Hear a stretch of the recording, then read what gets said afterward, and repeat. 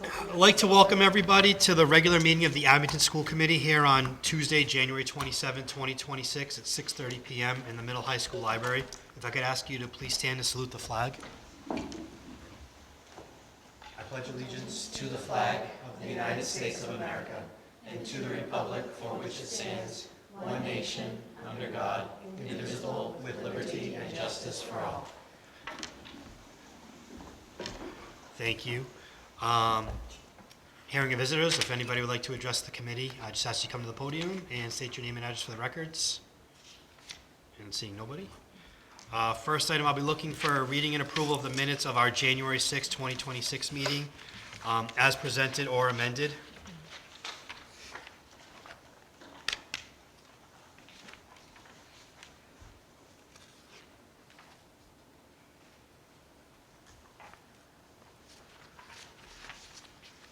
I'll make a motion to approve. I'll second. All in favor? Aye. Aye. First order of business is consideration of the superintendent's contract. So Dr. Michelle had approached us regarding, and our desire as well, to come to a further agreement than we already had in place.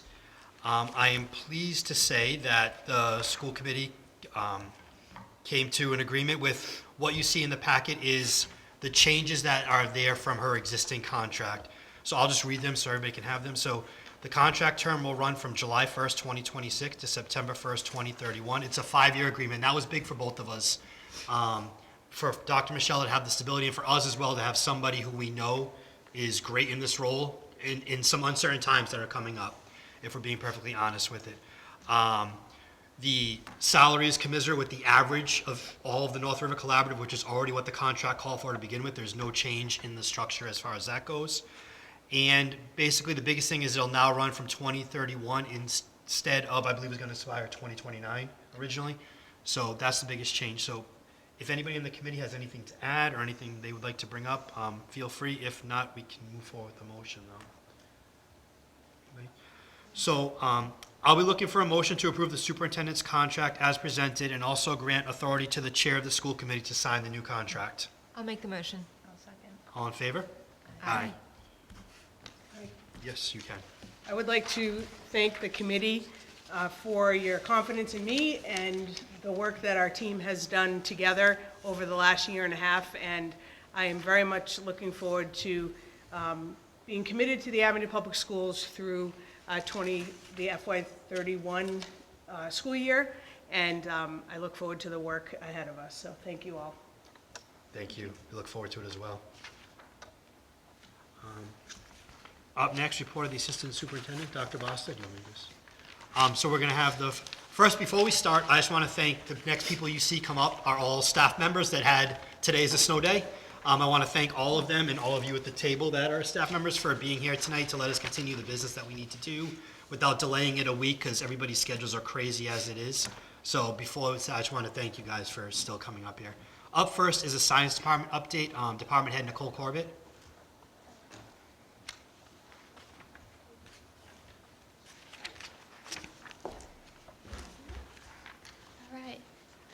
Good evening. My name is Nicole Corbett, the Science Department Head for grades 7 to 12. I am going to go as quickly as I can tonight because I know the agenda is really stacked. All right, so some areas of focus that we've been looking at in the Science Department for 2026. Ensuring our curriculum guides are updated and accurate. We have the curriculum guides for grades 7 to 12 that staff members do rely on for pacing, as well as different itineraries for different activities that go along with each unit. Making sure those are accurate and up to date is really important. Some of them were getting kind of old. By old, I mean about 10 years, which is about dated for curriculum. So making sure that everything is filled in, has content that's accurate. This also helps our newer staff members, and especially as we go forward, we're going to have some more turnover at the middle school level. So kind of looking at, with retirements. So looking at that as well. Continuing to increase scientific literacy and communication. I think writing across the curriculum is very important. I really strongly emphasize that in the science department. In science, your biggest writings usually come in the form of lab reports and lab report writing. I teach 12th grade, environmental science, dual enrollment / AP, and level 2. Do see strengths and weaknesses in the writing. I emphasize with my students, and I'll talk a little bit personally here, that technical report writing is very important when you leave the high school, whether you are going to go into science or whether you are going to go and have to write a report on that you have to, I'll give you an example, Conservation Commission, you're building a house, you need to go in front of the Conservation Commission and talk about wetlands, are you going to meet wetlands bylaws? If you're going to go service a building and you need to know like the heating system, the HVAC system, you're going to a residential and need to know the AC system, you're writing a report for somebody. That is important that you write technically and accurately, and how do you do that? So we've been working a lot with students with that. A couple things I've noticed kind of with the seniors is grammar is a little bit of an issue. I can tell who's a reader and who isn't. And I mean by reading books, not just scrolling through the phone and reading the comment sections on Instagram. So full sentences are very important, and I'm pulling out a lot of sentence fragments from grade 12. That is the biggest thing I've been pulling out with our first couple lab reports is, okay, what does a complete sentence look like? And they don't realize that you can't stop a sentence abruptly because they're afraid of a run-on, and then they just go, and. I go, no, that's a fragment, put that back with the first sentence. So I've been correcting a lot of grammar going through these lab reports this year. Evaluating dual enrollment versus AP options for grades 11 and 12. So I turned our AP Environmental Science class into a dual enrollment class with Quincy College this year. And the reason I did that is I want to evaluate the two options and see which would be better for the science department. We have AP Biology still running, and I'm trying the dual enrollment. And I think there are pluses and minuses to both AP and dual enrollment. One of the pluses with dual enrollment has given me a lot more flexibility with the curriculum. I can teach more in depth, I think, different curriculum topics that I think are important in environmental science, which has been very beneficial because I think there's some things that AP puts a little too much emphasis on that really don't tie in well to the just the environmental science at a high school level. So for example, kids aren't overly interested in zoning laws. So I can incorporate a little bit about zoning laws, but the whole sociology behind zoning laws is really cut and dry, and kids last year raised their hand in environmental and said, can we stop this now and just move on, please. So things like that, and trying to weigh that out. Some of the minuses to dual enrollment are we have a time crunch. So Quincy College, when I designed the syllabus for this, wanted 12 labs. And I based the syllabus on we are having 12 labs because this is a 4-credit college class. If we were to say that if we ran this like a college class and we have college introductory environmental science, the lab section is usually about 3 to 4 hours long if they were to take this in college.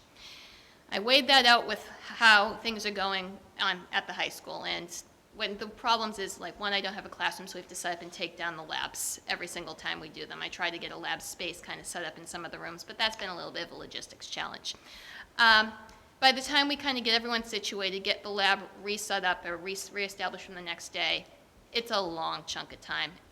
So we've been running labs that are going kind of weeks long.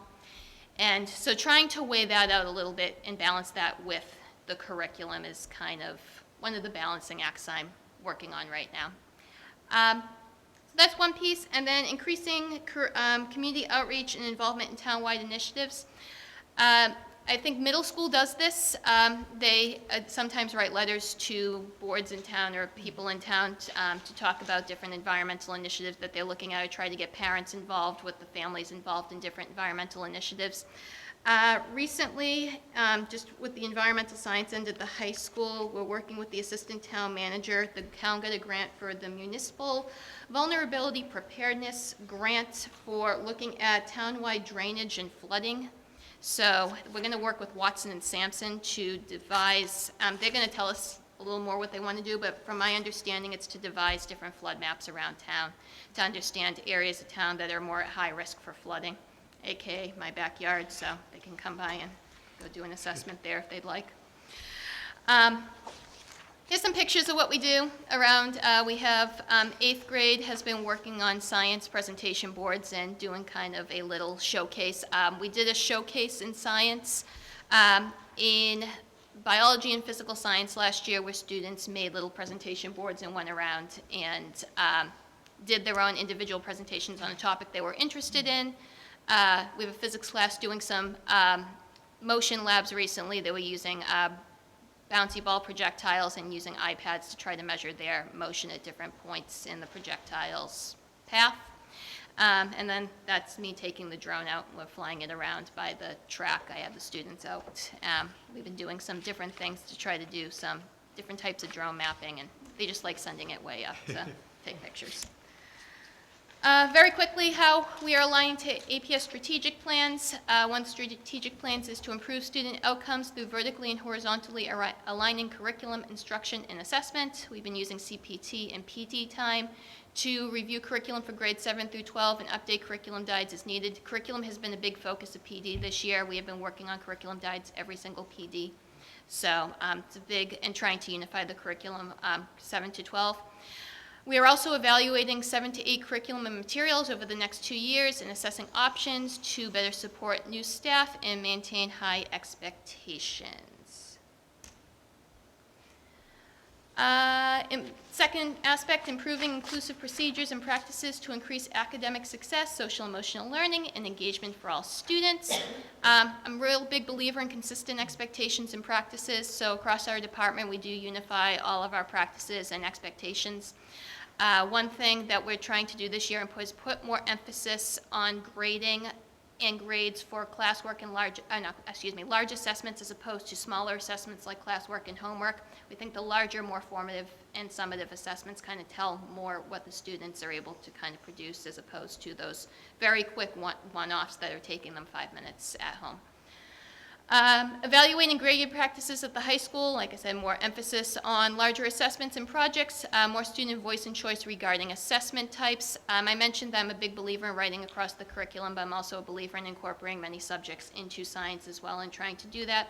So is there a way we can incorporate some art into science? I love art and science, actually. It's outside of here, I do a lot of work with art and science, so it's a big, I'm a big fan of that. Writing, are you just more of the science analytical type? So putting all those different things together and trying to, in summative assessments. More projects that have tie-ins to real world and the surrounding community. I just mentioned some of that. And this is yes. where I'm going to jump in and say that every year when we have our department heads present, they share with us traditionally AP data, and so we're not changing that.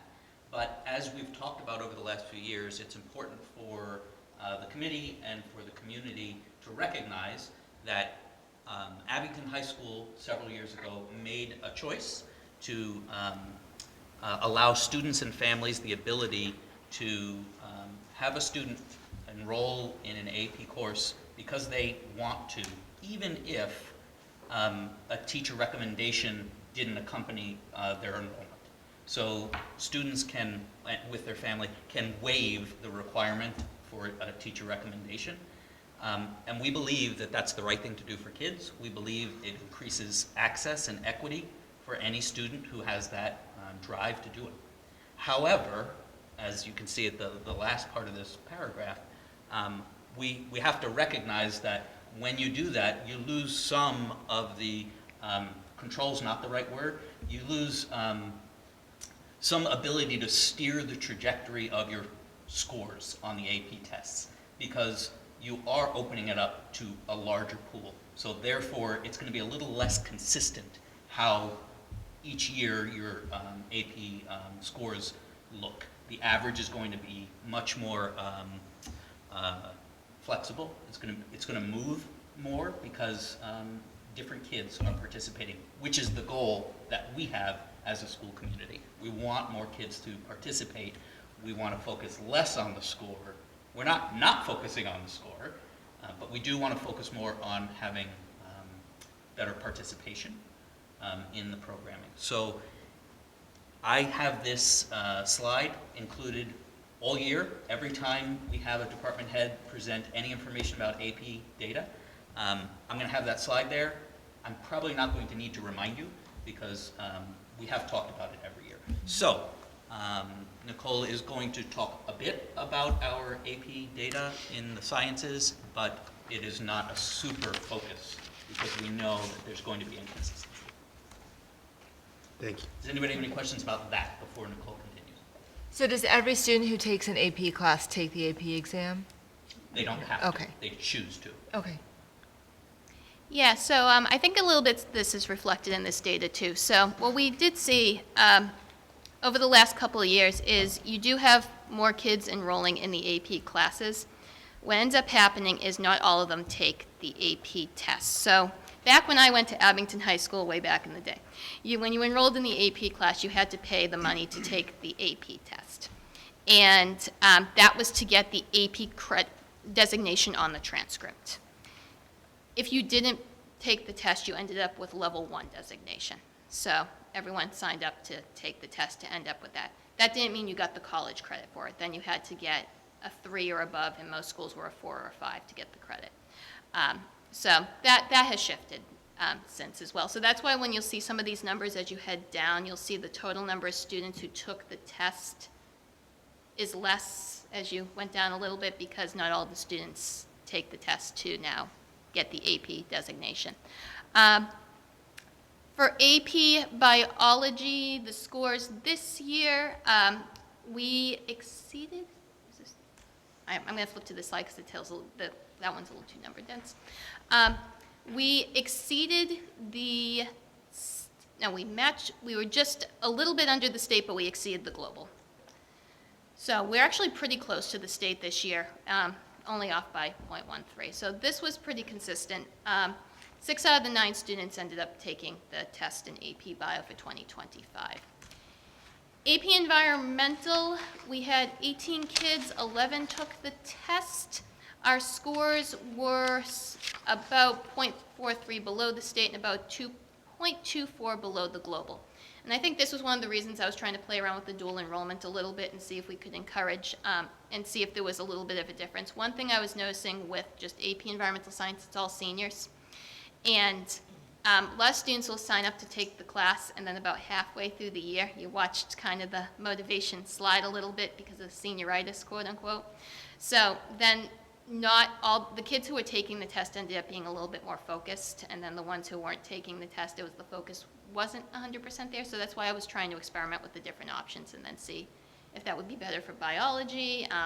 I'll probably need another year to flesh that out just a little bit and see how many kids, how we end up doing at the end of this year. Any questions? You have any questions from Ms. Corbett? Go ahead and fire away. So the numbers that you had in 2025 for AP Biology, Yep. I was surprised by, if you go back one slide to say that there were only 9 students in that class, that number seemed really low considering how many students from Abington High end up going into the sciences for a degree in college. Any thoughts on why? So, ironically, that number is actually probably more in line with where we were pre-2020 in terms of the number of kids taking AP Biology and a lot of the APs. The APs usually had a smaller pool of kids. Last year, not 100% sure why this particular class, this would be the kind of the junior, so it would have been the juniors last year and then the seniors of last year. I had a pretty high number of students in AP Environmental Science last year. So more students may have opted to go for the AP Environmental Science piece. A lot of our nursing students who are looking into nursing end up going for the anatomy class or the level 1 anatomy. Particularly this junior class kind of going into senior class. I roughly have 30 kids this year signed up for dual enrollment, so high number there. If I surveyed them, might give me a better answer, but it's hard to say year by year. But this year we have 20 kids in the class. Okay. So it does fluctuate. Yep. And then I guess my second question, getting back to where students end up going after graduating Abington High, is there a way that we can earlier in a science, so think like 7th, 8th, 9th grade, give some more exposure to like the, I don't know if you already do this, the career options that are available within the sciences to make sure students understand, because with science it's not like hierarchical like math where you're Right. always doing math. It's so varied and there's such a huge spectrum, and Abington offers a lot of great classes, but it doesn't scratch the surface when it comes to sciences. So I guess, how do you feel we do at preparing students for what science means and like how you can engage with science? Yeah, so I think, now I'm 80% teacher, so when I go for 11th and 12th grade, we try to do, like, bring speakers in to talk to some of the students. So I've had the TV meteorologist from Channel 4 in to talk to the kids. I'd like to do that for the younger grades more and get more people from the outside in. Ironically, my mother's a scientist, and she used to bring all the people in her field in to talk to us when we were kids. I think we could probably do a better job getting some more outside industry in. I think one of the challenges with this area is we don't have a heavy science industry within Abington. So in other communities where, I'll give you an example, Falmouth has a very large science community. They have a big science day that happens in March, and it's a big STEM fair that happens in their high school gym, and it's all the grades and all the different industries in that area, and they're all around doing a round table. We've talked, we would like to do something like that with the younger grades, or at least have like a larger type fair set up, and then you try to bring some outside experts in. I think trying to network with those is a little bit challenging just in the area, but not doable. Yeah, I agree. think, like, when I was growing up, we had a science fair where students presented, and it's a great, like you said, an opportunity for outside people to come in and kind of give kids a Right. sense of what they might do. Yep. So it'd be great if we could go there. No, sometime in the I future. think we'd like that long term. Great. Thank you. Question for you. And again, I know that this is not, we don't have time allocated for this, but just curious. What are your thoughts on like midterms and finals regarding the sciences? Because you have to retain all that information, especially for like biology, because you're going to like, if they go to AP biology, or if they're taking the MCAS, which I believe is biology. Yes. Thank you. So we tried to do that mid-year lab assessment over the past, this year, a handful of the teachers opted to do that again. We had a lot of logistical problems with like a lab assessment. One, illnesses. Two, I believe personally we should be writing labs the entire time, and we were doing lab report writing. I think it ended up being, people felt like we were just doing a lab report again. So in terms of a larger test, personally, and I think if you asked a lot of teachers, we'd like to maybe see something with a larger test with across multiple subjects. We just can't do it solo. And so if you say, okay, sciences are going to be the only one who has that mid-year or that final, we would need other departments across the board to also kind of buy into having a larger mid-year assessment, because otherwise we look like the one-off that does it. But personally, I do think that, having gone through undergrad and grad science classes, because that was my major, they're important. And I think when I did them at AHS, it helped to prepare me for that going forward as well. Thank you. Yep. You know good stuff. Good. Hi. Hi. Okay, so the disclaimer about, that we've also sat here year after year saying, hey, if they're choosing to take it, we need to cover more. I'm just looking at your numbers and looking at 2024 for Enviro, 28% hit the score of 3 or 4 to pass. 2025, 63%. Thank you. We built it. Yes, that's great to see. As far as the dual enrollment, I know that there's concern about the number of labs. If you're not hitting the magic number of 12, does that have any impact on the students who are currently taking the class?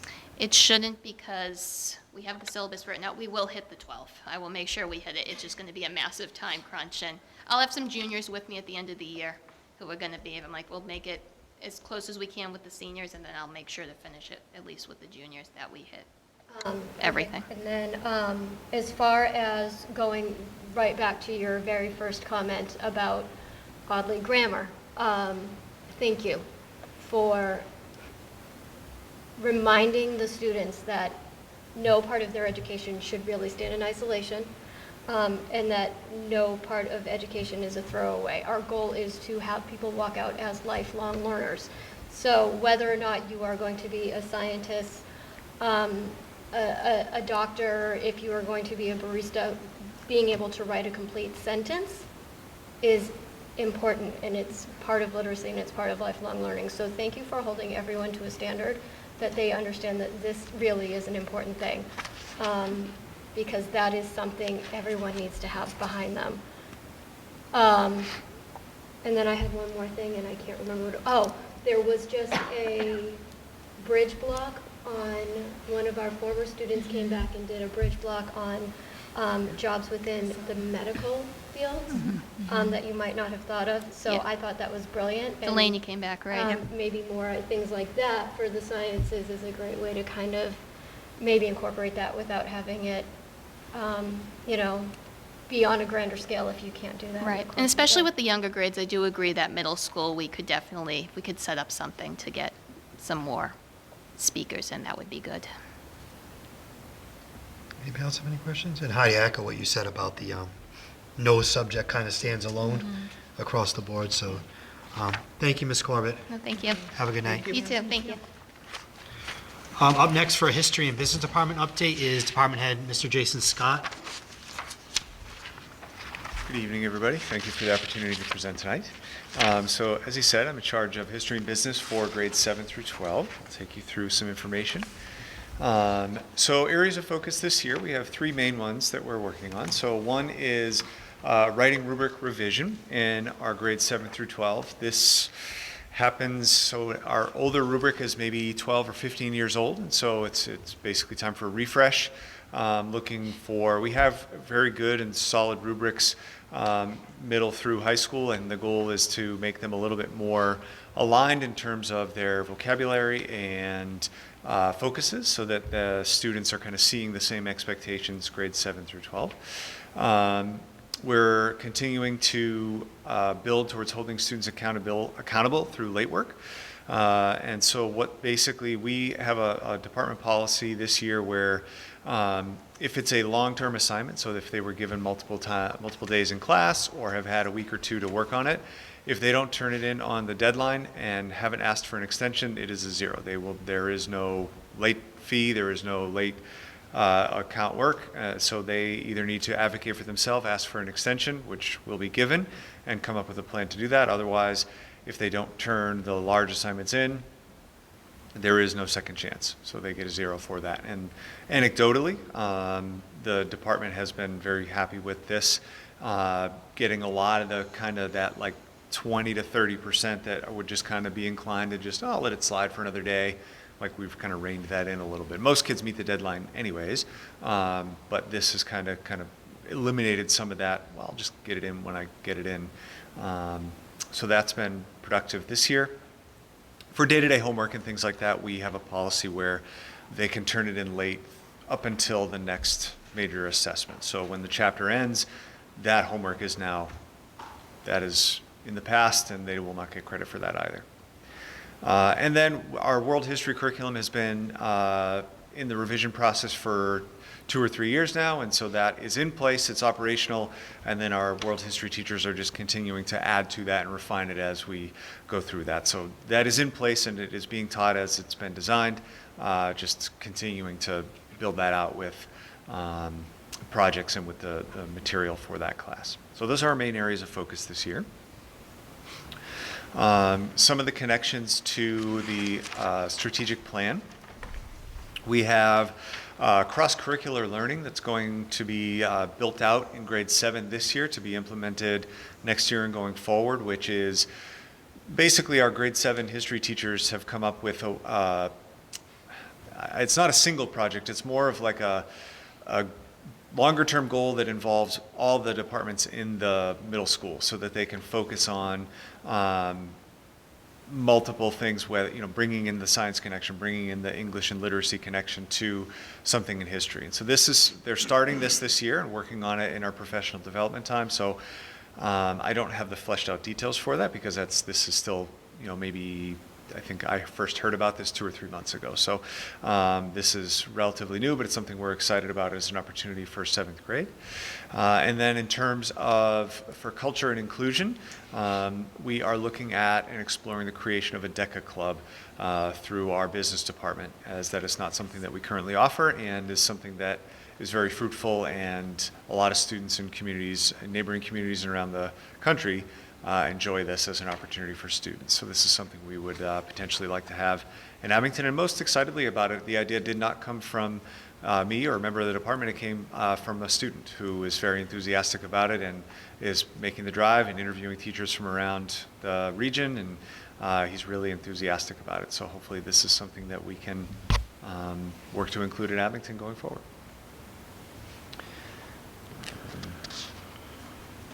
Ditto from Thank Rasta. you before. Thank Yeah. you. So I'll go into our AP data here. So we have AP European History. Our students historically do very well in this exam. Only a handful of students typically take the exam itself. Last year, I think there were 6 total students in the class. 4 of them took the exam.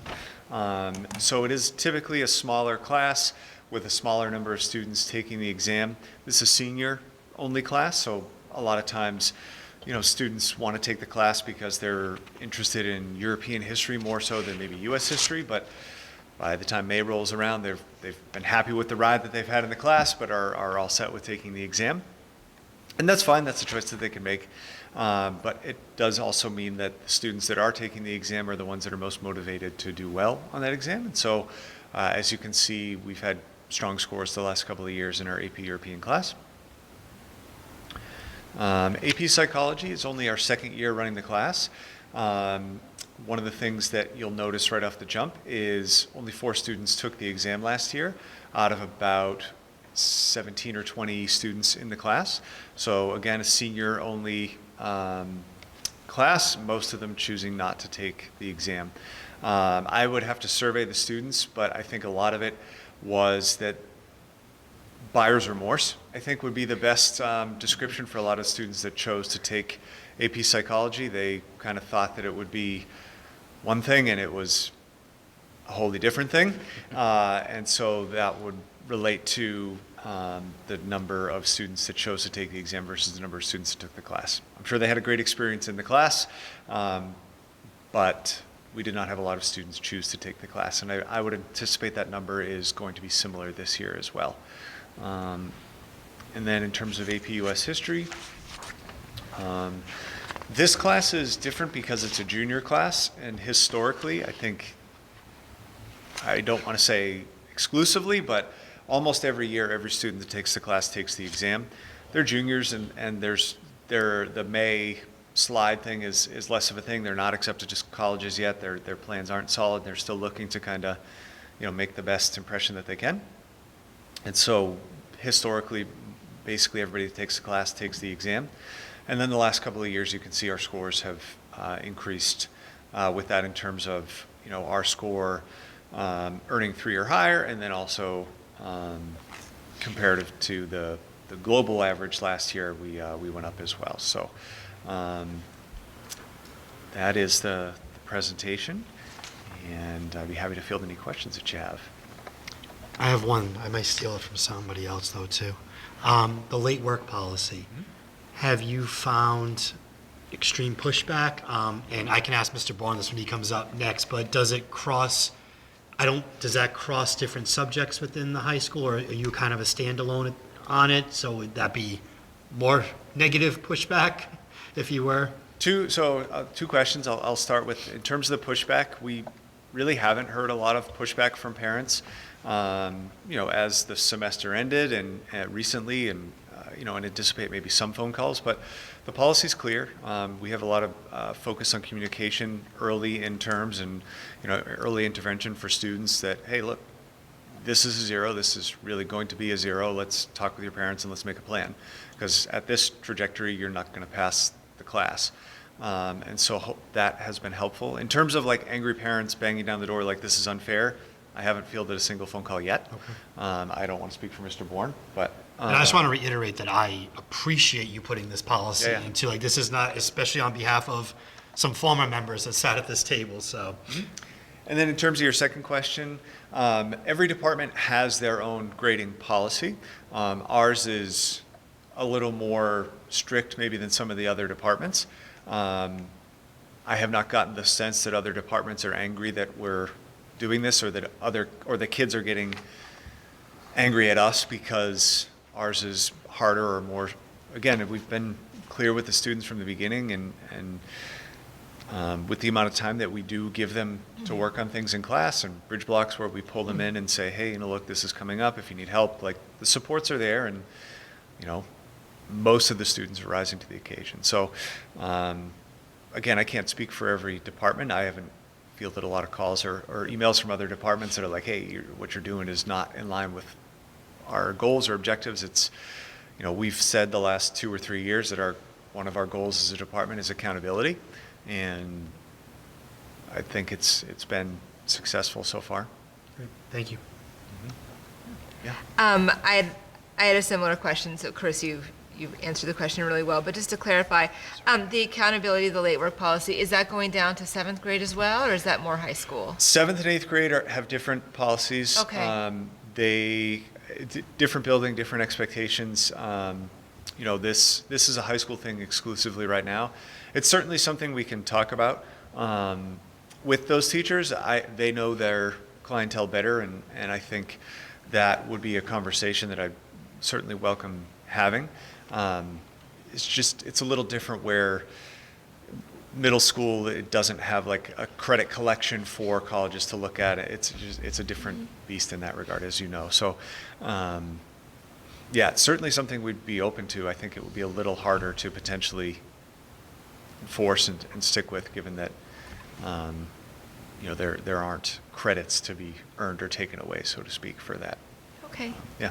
And also Heidi said it after the last presentation, I'll say it after this one. I really, I 100% support the writing and writing across the curriculum, all the cross-cultural learning. I think it's wonderful. No islands in academia, everything's connected, and it's teaching writing and good communication skills takes everybody. It's not like an isolated English skill. It's everyone's got to do their part, and I really appreciate that both science and social studies are working on that. Of course, So thank you. I have a question. Yeah. Oh, Go ahead. are you sure? Yeah. Okay. I was going to say, first of all, I'm thrilled about DECA. I don't know if anyone else grew up with a school that had DECA. It's a fantastic program. I was going to ask if you could actually, because I think there are probably people listening who don't know what it is. Oh, yes, then can you, So DECA essentially it's a club for students to participate in, and the students, there's usually a local and then maybe regional competitions. Think of it almost like Shark Tank, where students will come up with some kind of a presentation or a business plan or something like that, and there's themes and different requirements for each conference. And they'll present and kind of have that experience. It is also, it tends to be an overnight thing, so they'll stay in a hotel. There's like mixers, and people will come in and meet and greet. It's very much kind of like a business trip junior for students. Yeah. no, I think it's great, and I don't know, again, as you're evolving this, where I went to high school, DECA actually ran the school store and stuff like that. That would as also well, be a part of the intention here too, would be DECA to run our school store as well, yeah. which is fantastic. I have a question regarding the revision of the world history curriculum.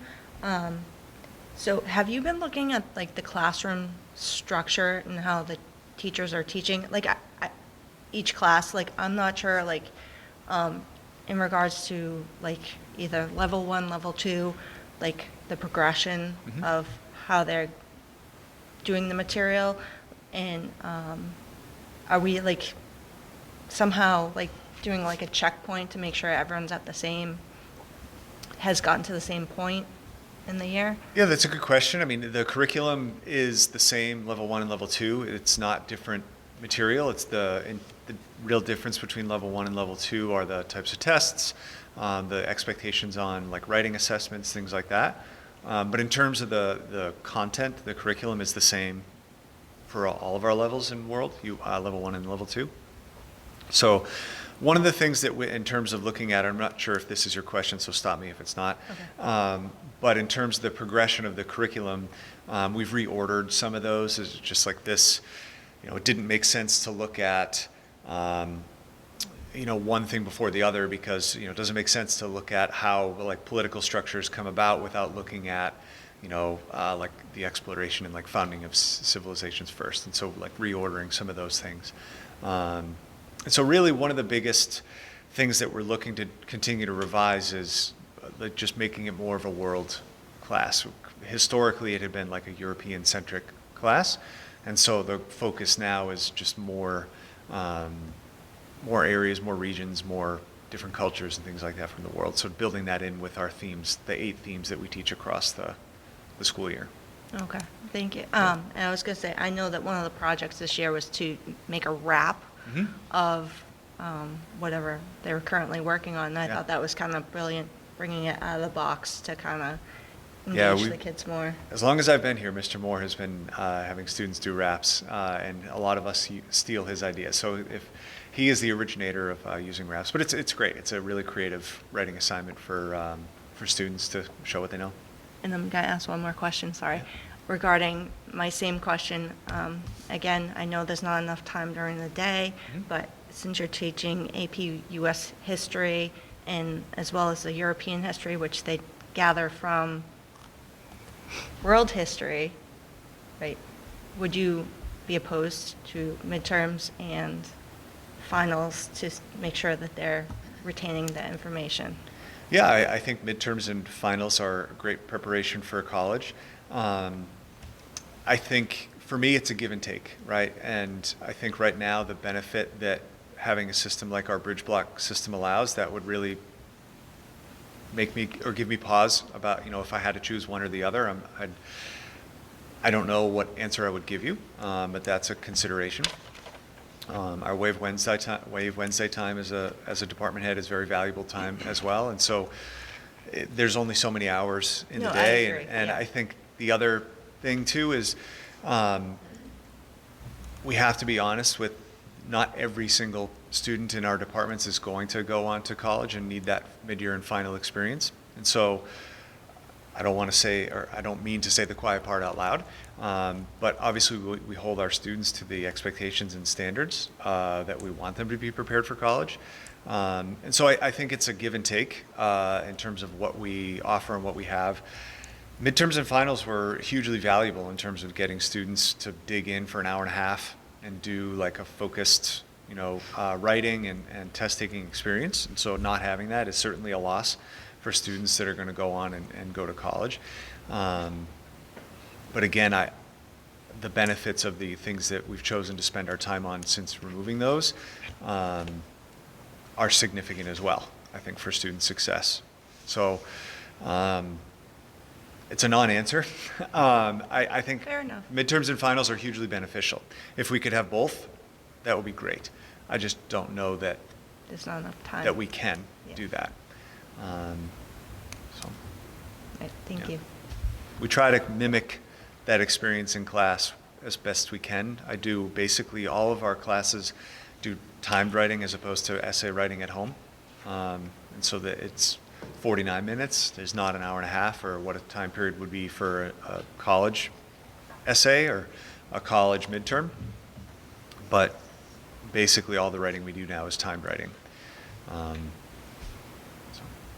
Thank you. You guys have anything? Okay. So thank you for answering the DECA portion, but it's more going back to your grading and late work policy.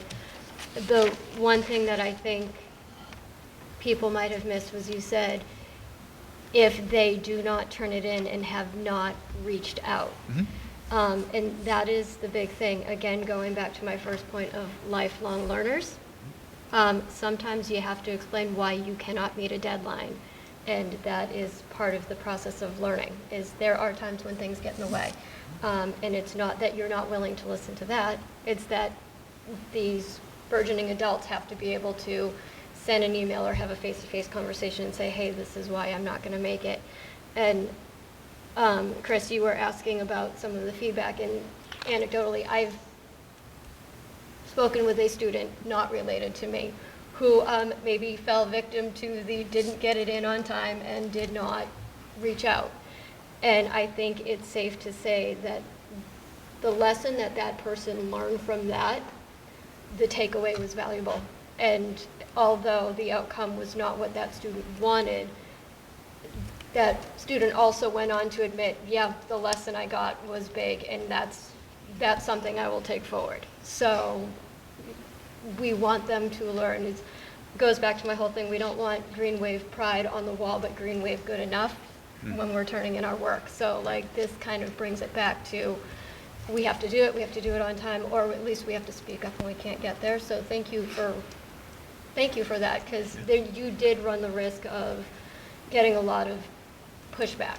So I hope it sounds like it is working in the way you'd hoped it would. Thank you. Yeah, I think it is. I have a couple, if I could. Echo the excitement about DECA. That is phenomenal. As a business student myself, I love to see that. Curious if you've ever explored like a mock trial. I know that there are organizations that do those types of clubs. Has that ever been explored with Abington? Not to my knowledge. We do Okay. mock trials in our classes. That's not, every class doesn't do that. Every student is not exposed to it. I guess with a club, every student wouldn't be exposed to Right. it either. But Yep. with clubs, in my experience, it's been either a staff member or a student that have specific passions for something, and then that kind of pushes it forward. And things like a trivia, or like there's the trivia type of club, or like mock trial debate club. Those are ones that just kind of hasn't really been the groundswell of push behind it. That's not to say that we wouldn't ever do it. It's just I think that's kind of been my experience anecdotally of how things kind of come about. So Okay. yeah. And I would hope that as DECA kind of comes to fruition, if hopefully it does come to fruition, that we're able to somehow harness the community, not just beyond the parents of Abington students, because I think that there's a lot of, with the development that's gone on in Abington, we have young professionals living in town now. It's not just like, a bunch of families at this point. We have young professionals who might be very enthusiastic and have the bandwidth and time and excitement to come in and talk to our students, and I think might relate better than me coming in and talking to a student, especially as a parent of a student. So I hope that we're able to kind of harness the community at large with some of these clubs and, leveraging different people. So that's just a kudos, excitement. Thank you. Keep us Yeah. posted. And Hopefully, then I think it was you that came talking about kind of the change in it might have been world history, where it was a thematic approach before, and then we moved to chronological because. Yeah, opposite. Opposite, okay. Yeah, world is now start over. World is now thematic. Okay. It used to be chronological. And am I correct in stating that that had an impact on how students felt about exams because they struggled with the chronology of events? Do you feel like there's a reason to move away, or do you feel like the students, now that is this year 2 of thematic or year 1 of thematic?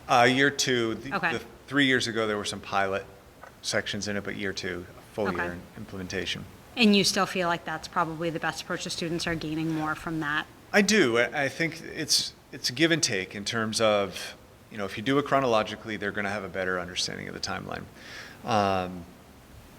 But not everything is happening at the same time around the world. And so by focusing thematically, it allows us to kind of see these like connections and developments as they're, happening in their regions, but also see the similarities over time.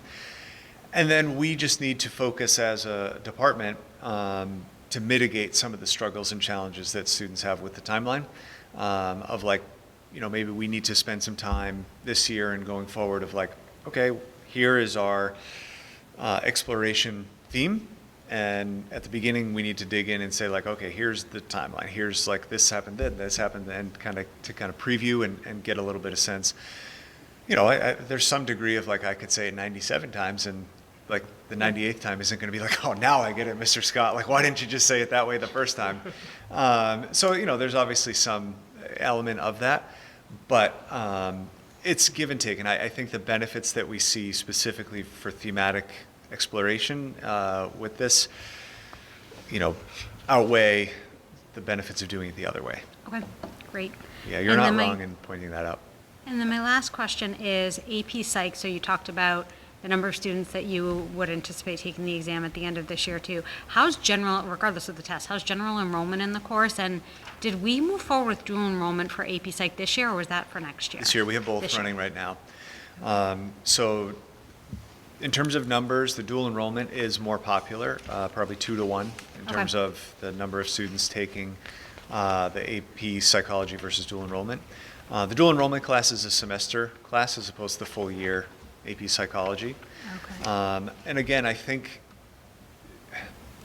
many of the students that I anticipate not taking the exam with AP Psychology, I think that either we didn't do a good enough job of informing them about their option, or they didn't evaluate what they were actually choosing to take. Maybe realize that they could have gotten the kind of psychology experience they wanted in a semester with the dual enrollment class, as opposed to taking the full year AP class. But yeah, so that's been pretty popular so far. And in terms of the number, we'll have to evaluate which of those options, if we have to make decisions about which runs and which doesn't run, we'll have to make that choice about, do we offer dual enrollment or AP Psychology? And at this point today, I'd be more inclined to offer the dual enrollment because it seems to be more popular. And you cover the same content-ish? No, so I mean, Okay. it's a semester class as opposed to a full year class. So it is a lighter curriculum because they're doing it in 90 days instead of 180 days. But it's generally similar. There's a little bit more depth with each of the topics, and then forgive me, but I don't know the exact like 2 or 3 units that are included in AP Psychology but not included in the dual enrollment class. Okay. I can seek an answer if that's something that you would like. No, I think just general anecdotal commentary is what I was looking for. Yeah. So thank you very much. Of course. Can I ask a question? With the completion of the dual enrollment course, however, they can get the college credit. As long as they get above a 70 or 75, and they pay the money, there's a fee associated with it that is substantially more than the cost to take the AP exam. They get the 3 credits that are good at all the places that will take credits from Quincy College. So it's if a student is looking at going to a local school, they're probably going to do that. Now, if a student's looking to go to the University of Arizona, then those credits might not be accepted. Although I guess the difference is when you finish with your dual enrollment class, you know what your grade is, so you know if you've passed as You get the opposed to credits AP. 100%. It's just a Yeah. question, AP credits, granted, they're not accepted everywhere either. Correct. Um, And you But don't know what your exam grade is until July, July. So, right. to clarify for people who might And many not colleges know. don't accept 3 anymore anyways. There are schools that don't accept 5s. Right. They just. Harvard doesn't take any. Yep. Yeah. There'd be no freshman curriculum if they took AP scores. Because everybody has 13 5s. Correct. Yep. Thank you very much, Mr. Yeah, thank you for the Scott. opportunity. Appreciate it. Up next, so Dr. Boston, I'm just going to tee it up for a second, all right? Yeah, go ahead. So we have the first look at next year's school calendar in here. The idea is not to vote on this tonight, it's to kind of get it out there, ask any questions, let people see it, ask your friends and neighbors, and then maybe in February we come back and we can approve a calendar based on feedback or whatever, whether it be this one or slight amendments to it or anything like that. I'll give it to you. You pretty much said everything I was going to say, which is fine, because this is your committee, you're the chair. The only thing I would add is that next year, it is a late start. So that impacts everything about the calendar, including when the potential last day of school. No, it makes sense. Happy to answer any questions anybody has. I guess the one, not a question, just an observation and a thought that I'd like to float is historically we've not gone to school the Friday before Labor Day. A 2-day start to a week, it has its benefits, certainly. I think it also has its drawbacks because it's 2 days, so it's whatever, these 2 days don't count to some individuals. It might be a way to push the last day of school up a little bit if that's desired, because now we're looking at the earliest we get out would be the 16th, the latest with 5 days would be the 24th, I believe, if my math is right there.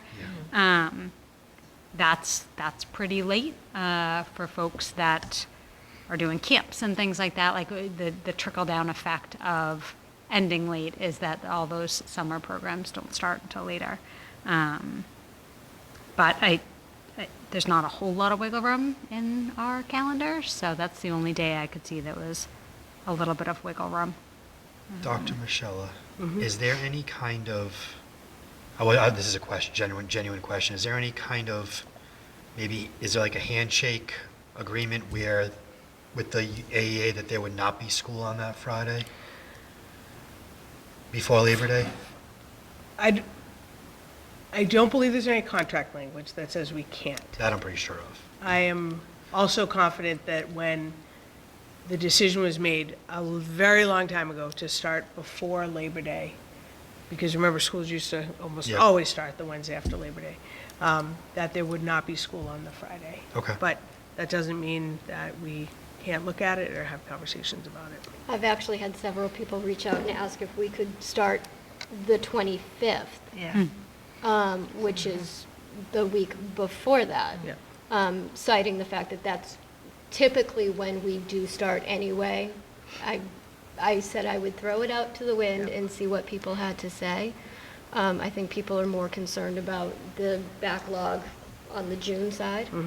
But that is something I have heard repeatedly from different people. It's also very late graduation of June 6th for those poor seniors who are Yeah. going to feel like that is Yeah. so late. Yeah, reality is, But- it hasn't affected us much because it's a cyclical thing, but 7 years ago, this is probably the same exact calendar that was out there. So I can speak to that. That is contract language around when we start before Labor Day. We have absolutely started because my birthday's August 31st, and I remember there's been a number of years since I've been here that those have been the first or second day of school. So we have had that late start. So both those things we can look in, starting on the 25th, that is a contract provision, but we can look at the Friday before Labor Day. Just as long as people understand that would be a reason that wouldn't be able to Yep. happen. And that would be a very significant change in practice.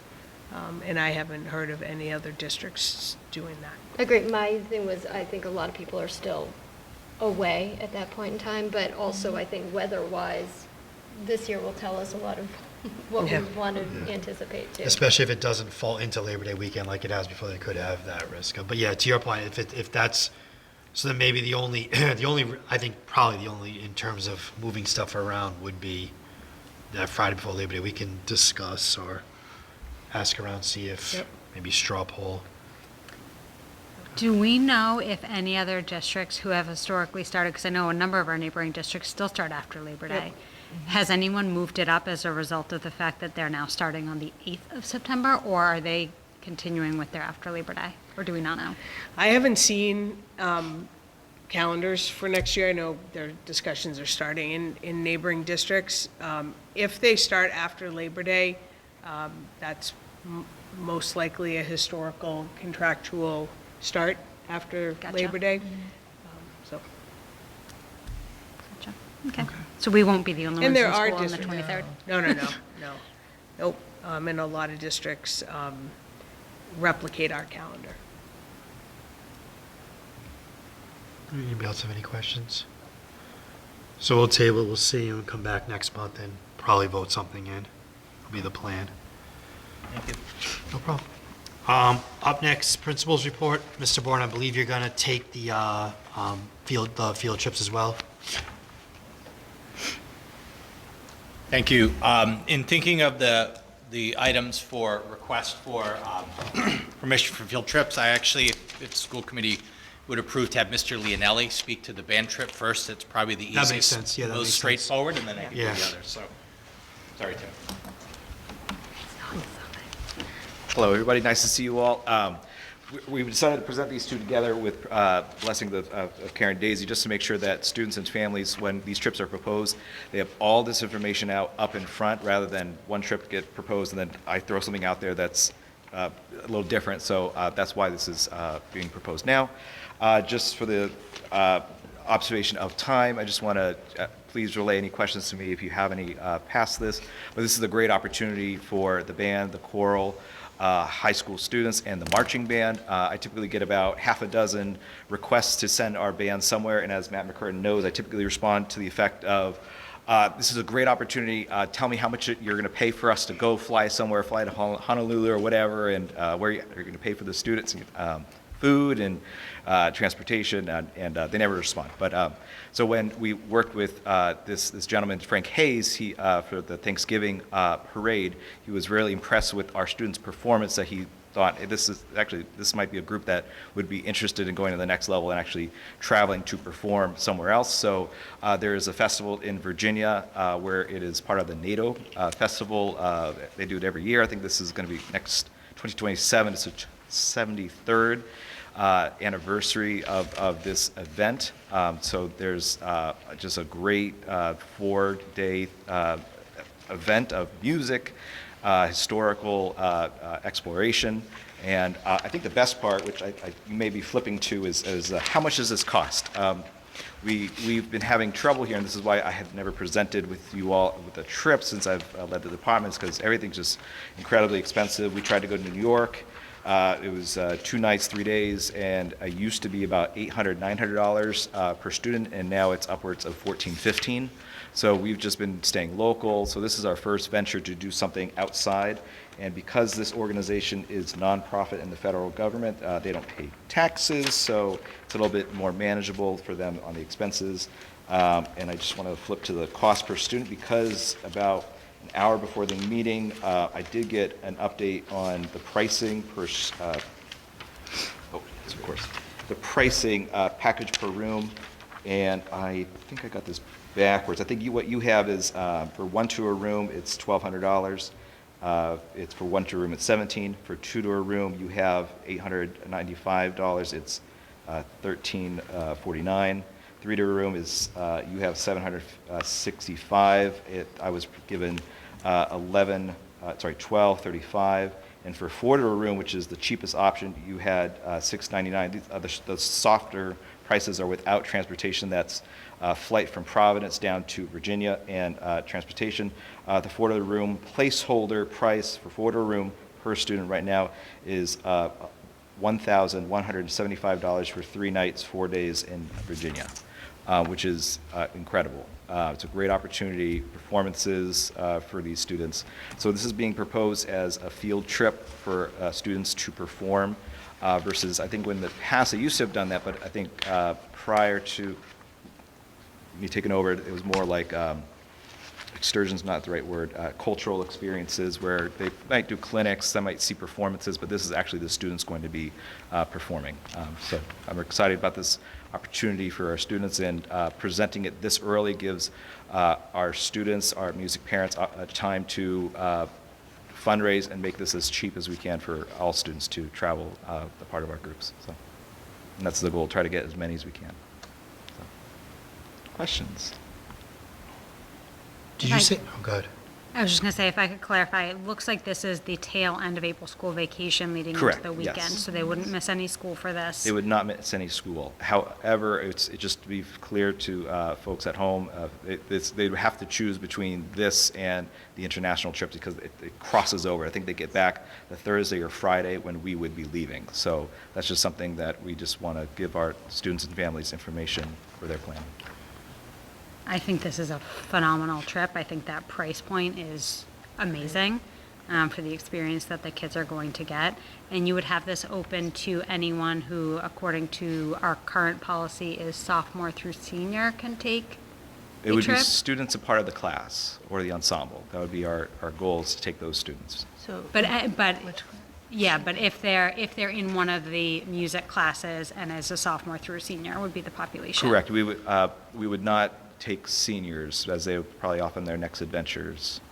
So, no, but you're saying anyone, so next year. So current freshmen, sophomores and juniors of this year Yep. would be eligible to attend. Okay. But if, are you saying, Melanie. so like if we have an eighth grader who's part of. Of marching That band. was my marching band. question. But Yes. that policy is more for international students, I believe, the Okay. sophomore state, because we have eighth graders going to Washington DC, for Yeah. example, so. So would you open it up if you had a student who's in eighth grade in marching band? Would they be eligible to go on this I trip? think with our current language, yes, they would be appropriate pending principal approval.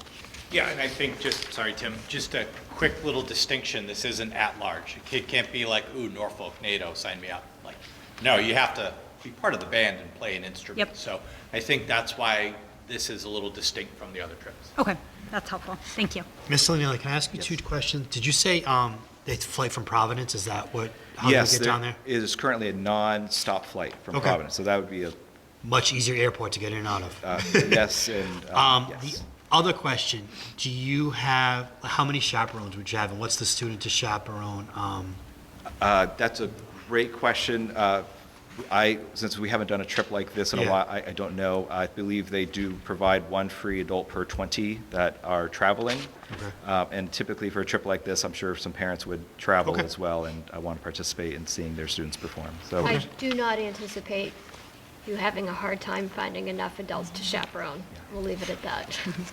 it's great to hear. I think just providing this opportunity for you to consider would allow us to really recruit and get the kind of the wheel started again of doing yearly travel. So this one's probably going to be the toughest to kind of launch and get student, parent, and community support with the fundraising, but I think after this, it'll be a little bit easier.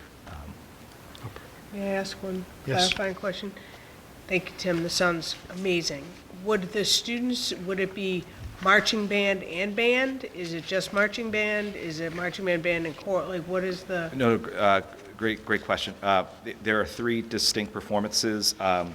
The concert band, that's the band that meets during the day, and the concert choir, same as them, they would perform in Chrysler Hall, so there's a performance opportunity on, I think, the Thursday or Friday of that. And then the following day, this is why it excites me, there's a marching band parade, so they're actually performing prior to the tattoo that's going to be in the evening, so they're performing along with international groups. This is a very intriguing opportunity, and if we could perform at the tattoo, we'd do that as well, because that looks a lot of fun. So. Thank you. Any other questions, Mr. Leonelli? If not, Chris, before you do that, can you amend the language to the amendment? Because we're not sending anyone to the NATO summit. yes. Thank you. I'll be looking for a motion to approve the music trip to the NATO Music Festival in Norfolk, Virginia from April 22nd to 25th, 2027, as now amended. I will make the motion. I'll second. All in favor? Aye. Thank you, Mr. Leonelli. All set. Thank you very much. Thank you. Thank you. Okay. So that's one lane. Got it. Okay. And so in talking to Ms. Daisy and some of the staff at the high school, anticipating and eager about international trips in 2027, here is kind of the play. The hope is we can lay out three options that the committee can approve, that we can garner or measure student interest. And if they go 0 for 3, we're not coming back. Right? Kind of one-stop shopping. So you have the itineraries in front of you. So the plan is, pending school committee approval, in the next week to hold student interest meetings pretty much back to back to back, concurrent with what Mr. Leonelli and the band trip's doing, even though it's a different aisle, is a trip to Panama in February, a trip to Japan in April, and a trip to Spain in April. And functionally what would happen, pending your approval, starting probably in a week from this week, is to hold interest meetings with students during bridge block or after school to determine if there are adequate numbers to run any of those trips. And basically the numbers will dictate what trips, if any, go. And that tends to be around a 12 to 15-ish number is the sweet spot. 15 is better, obviously anything higher than that, because kids change their mind once the money comes due. We can remain viable potentially if we get 6 or 8 to partner with another school, and those are things we would definitely update the committee on. But that would be the play. Panama in February, because Panama in April is much hotter than Abington in April, so it's to try to capitalize on the seasonal warmth in February. Spain is amazing in April. Japan is just absolutely amazing, period, and especially in April. So the only tweak that Mr. Cutter, who reached out to folks about Japan, is the potential to maybe add a day on the front end because of the travel. Traveling across the Pacific, you basically lose a day on either end of your itinerary, which may actually either decrease the cost slightly or the savings in hotel because you're leaving on a weeknight as opposed to a weekend on flights and accommodations might level itself out. I just need to say Japan is like one of my all-time places, so I'm all about, like, I'm enthusiastic about this. So maybe Mr. Cutter and I go to Japan and then we tell you guys pictures if the kids aren't interested. But so those are the trips there. Clearly the Japan trip has a pretty hefty price tag, and that is not deniable. That is absolutely par for the course when you fly across the Pacific. And the Panama and Spain trips are much more in keeping with what typically students and families expect to pay for those trips. So that is, unless there's different questions about each of the itineraries, that is the rough outline for those 3 trips. And I can tell, like, I'll just let you guys know, so I have the field trip plan sheets from the staff. So the price per person for Japan, as Mr. Bourne just mentioned, $6,271. I was gonna say estimated, but that's a pretty precise estimate. Yeah. And then Panama, 3,600, and Spain, 3,760. I guess if I could just comment, I love the idea of going to Japan. I think it's a very different culture. It's not that culture isn't touched upon in our Spanish curriculum or anything like that. So I think that's a wicked cool experience for our kids. I do have reservations about the price tag because it does create a clear divide on the haves and have-nots. That gives me some discomfort because, yes, a $3,000 price tag is still very large, but if you can fundraise for a third of that, that makes a big difference. I don't know how much fundraising is going to touch a $6,200 price tag. I think it's a great idea to float the idea, but if the interest is similar for Barcelona and Japan, it feels to me as though we need to break an economic barrier by allowing a cheaper trip to run than a very costly trip. Just my 2 cents. But I'm fine with all of the trips running. And I think, again, the thinking is if it's split 6 and 6, I think the inclination would be Spain is more affordable. And the goal is to go away, go somewhere not America and see what happens. So, yeah, but I completely agree. And I think the costs for Japan may be prohibitive, but we're saying we're going to get is no. Yep. From kids too, but you guys, I guess, too, as well. But anyway. If you were saying they potentially could leave a day earlier? So I'm envisioning the Thursday evening prior to that, so I think it's a Saturday departure on the current itinerary, which is typically an evening departure from Logan for international flights. Just looking at the viability of a Thursday evening departure, so they would miss a day of school on that Friday. But again, you're going to burn, I don't have the clock with, but you're going to burn a day flying out there, not to mention nerves and things like that too. Flying into Narita Airport? I'm just trying to figure out how you can get a day in Yokohama here, because that's the only thing missing off the itinerary. Oh, I could take a few items off the itinerary as well, but there's a capybara cafe in Tokyo that is high on my list. Mr. Bourne, does the Panama and Spain trips pretty much, are they during just the break? Is it just as February and April on? Yeah, here, those so- seem to be contained to those Okay. weeks, yes, Okay. and not need students to miss a day of school. And trying to go through, it looks like we're looking at different tour companies for the different trips. Correct, yeah. I feel like I have to go there. The world is weird Yep. right now. Yeah.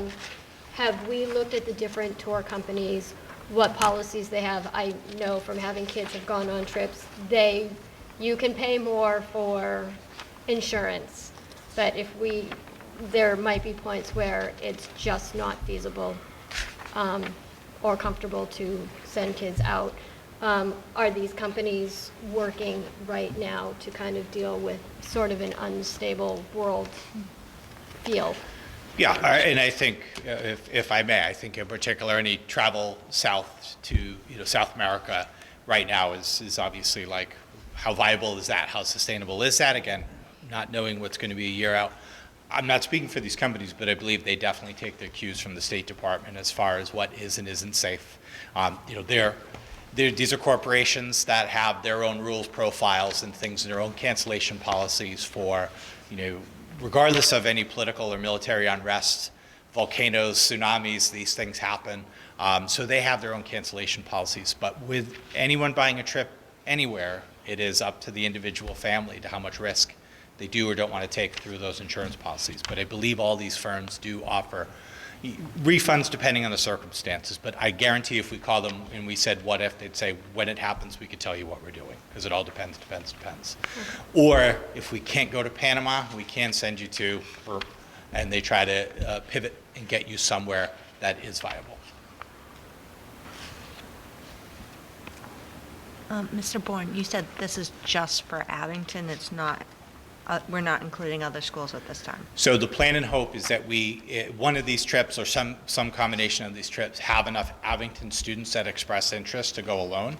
But one of the things that is a possibility that, for example, if we get to 6 or 8 for the Japan trip, and we say, hey, company, we needed 12, and they're like, hold on, Whitman Hanson had 6 kids. That would be something we report back to the school committee and say, what do you think? It has happened before. I mean, it is our preference. It's neater, cleaner, tighter to travel among your own schools. But I believe there was a recent one where it was a Massachusetts school where we had a relationship with the school, and I believe it was Whitman Hanson. So it felt comfortable to partner with them. It's just you share a tour bus and hotels, but like separate chaperones, separate responsibilities. Okay, thank you. Any other questions for Mr. Bourne? Does everybody feel comfortable enough to vote on these? All right, so I'm going to do them separately, just for clarity. So at first, I'll be looking for a motion to approve the travel option to Japan in April 2027 as presented by Mr. Bourne. I'll make the motion. I'll second. All in favor? Aye. So that one's good. I'm going to do Spain next. So motion to approve the travel option to Barcelona, Spain in April of 2027 as presented by Mr. Bourne. I'll make the motion. I'll second. All in favor? Aye. Sounds good. And then the last one, motion to approve the travel option to Panama in February of 2027 as presented by Mr. Bourne. I'll motion. I'll Second. All in favor? Aye. Tell Miss Daisy she's good. Thank you very much. Chris, did you second that? I don't Pam. know. Pam did. Yeah. it was either Go on, him or Mr. me. Bourne, you can move on to your next item if you'd like. So the next, thank you very much for your consideration for those trips. The next item in front of you is the proposed substantive changes to the Abington High School Program of Studies for the 2026-2027 school year. To just walk you through some of the highlighted text, these are almost exclusively additions to the Program of Studies. So one, and thank you to Ms. Gainey for just language that exists about fee reductions in the community eligibility provision. It's going to be added to our Program of Studies, and I would posit it remain in there and the student handbook going forward. So when I bring to the student handbook in the spring, I intend to aim that there. That's there for a very particular reason that I want to call specific attention to the committee. In conversations as a school and with Dr. Michelle, Dr. Boston, Ms. Gainey, we offer virtual high school courses to students. Each of those seats comes at a cost to the district, and we have found a trend recently where students will sign up for these classes, and then after about a month, month and a half, feel like they've gotten in a little over their heads and want to drop. And which is fine, it just means that we don't get that seat back. That seat has been purchased, it evaporates, which means it's a missed opportunity potentially for another student. What we are recommending is each course costs about $450 per seat. We are recommending a $200 fee for each VHS registrant that once they complete the course, they get that money back. It is just a way to say, if you're taking this, we want you to be serious. You are taking a seat and an opportunity from someone. We hope and expect you'll be successful, but just please know that we want you to stick this through. Again, we're going to help and support the students, as we often do. For those who don't know, VHS courses are not taught by Abington High School educators. It could be somebody from Florida or Texas or Montana. And so that remote feature of it, the fact they don't have to face a live person and not hand in their stuff to a live person, can snowball. And that's generally what we find, is students get way, way, way far behind in a class. That's not something that can be easily made up. Part and parcel of this would be an incredible amount of caveat emptor. You heard Mr. Scott talk about the buyer's remorse. Come March and April, course selection time, that if a student expresses interest in VHS, we would share this with them and say, please know what you're signing up for. You are signed up for a VH course. We are going to, with your support, apply a fee. You can get that money back. We just need you to complete it. If that doesn't sound interesting to you, that just maybe not take this VHS opportunity, but if you're in it, great. So I just wanted to call specific attention to that, because fees, to my knowledge, do need the specific approval of the school committee. Fun fact, when you have a snow day and you have a VHS class, you still have Oh, class. that is a fun fact. Oh. I learned that bald eagle eggs incubate over 35 days, so I will be sharing that tomorrow morning. So, the remainder of the changes are mostly to English language arts. This is Dr. Gonsalves and her department reflecting some additional language that is in the state frameworks that were recently updated, but also to center writing as a key component of the instructional and assessment routines of these classes. So you will see some of those additions to about the emphasis on writing in every English language arts course. Furthermore, a couple things just to clarify, because this was some point of discussion at our school council. Some additions to language about AP 11 and AP 12. Similarly, going back to that buyer's remorse, there are students who sign up for AP, and then once that summer assignment comes due, there may have been some students that feel like, well, if I don't do the summer assignment, I'll just switch my schedule and I'll go back to level 1. The trick is we don't often have a level 1 class for them that makes an even swap. Again, we've set a schedule with the expectations that students will take this. So we hopefully clarified the language that certainly these summer assignments are required, but not doing them is not an easy way out of that class. Similar to what we will do in VHS, we endeavor to do spring outreach to inform students and families that if they've made a course request for AP, please know if you sign up for this, it is the expectation that you will take this class, that you will see this class through. This year, out of practice, we have not removed students from AP classes until the mid-semester, and there's usually transcript implications on that for those students. So we just want to really make sure kids are clear, they know what they're signing up for. Dr. Gonsalves, to her credit, recently held a writing workshop for students, so this was truly a formative assessment to give them a writing prompt under timed circumstances so that they can experience what would be expected of them in an AP class to help them make an informed decision if this would be a good landing spot. So a true formative assessment in every shape, form, or fashion. So that would be the reasons for those additions to language in those 2 AP courses. And then the last significant change, substantive change, as you heard from Mr. Scott, it is to commemorate the change to the World History course in the course description of the program of studies. You can see the shift from certain topics to the thematic units that are now reflected in World History classes. Additionally, a few classes have been moved to the appendix, and that just means, generally speaking, that they are not put on the menu, so to speak, for students to make course requests this February, March, and April. But if we need to pull them back mid-year, which happens on a case-by-case basis, they are available to us. But we don't anticipate running those courses, having students select those courses in course selection. That is the totality of the substantive changes to the program of studies. Certainly be open to any questions. Excuse me, if anybody has any questions for Mr. Bourne, please feel free. I do have 2, if I could. The first is on the $200 deposit for VHS. So my understanding is that it's not like you're writing a check that won't be cashed. Cash is coming out of the enrollee's hands and then will be refunded, right? You're not just going to hold the blank check. So, do you want to make, yeah. We would deposit the check to ensure that we have the funds, and then Yep. it will, once we have proof that the course has been completed from the high school, then we'll go ahead and complete the refund process through our biweekly warrant schedule. Okay. I may anticipate your next question, and I forgot to mention this. If you can't afford the fee, that's why that fee waiver language is being added to the program of Yes. studies. Yep. Yep. Okay. And then another follow-up is completion. Define completion, is that passing or is that just finishing? Finishing, Okay. finishing the course. Typically, right, in a course reimbursement world, you got to pass. Yep. You can learn a lot from a class that kicks your, yeah. Yep. And even if you don't pass in the end, we do want students to stick with it. And I think there's something to be said about that. Okay. There's such a thing as a hard-fought C or a hard-fought D. Yep. Or you fail a course, but, yeah. Okay. Yeah.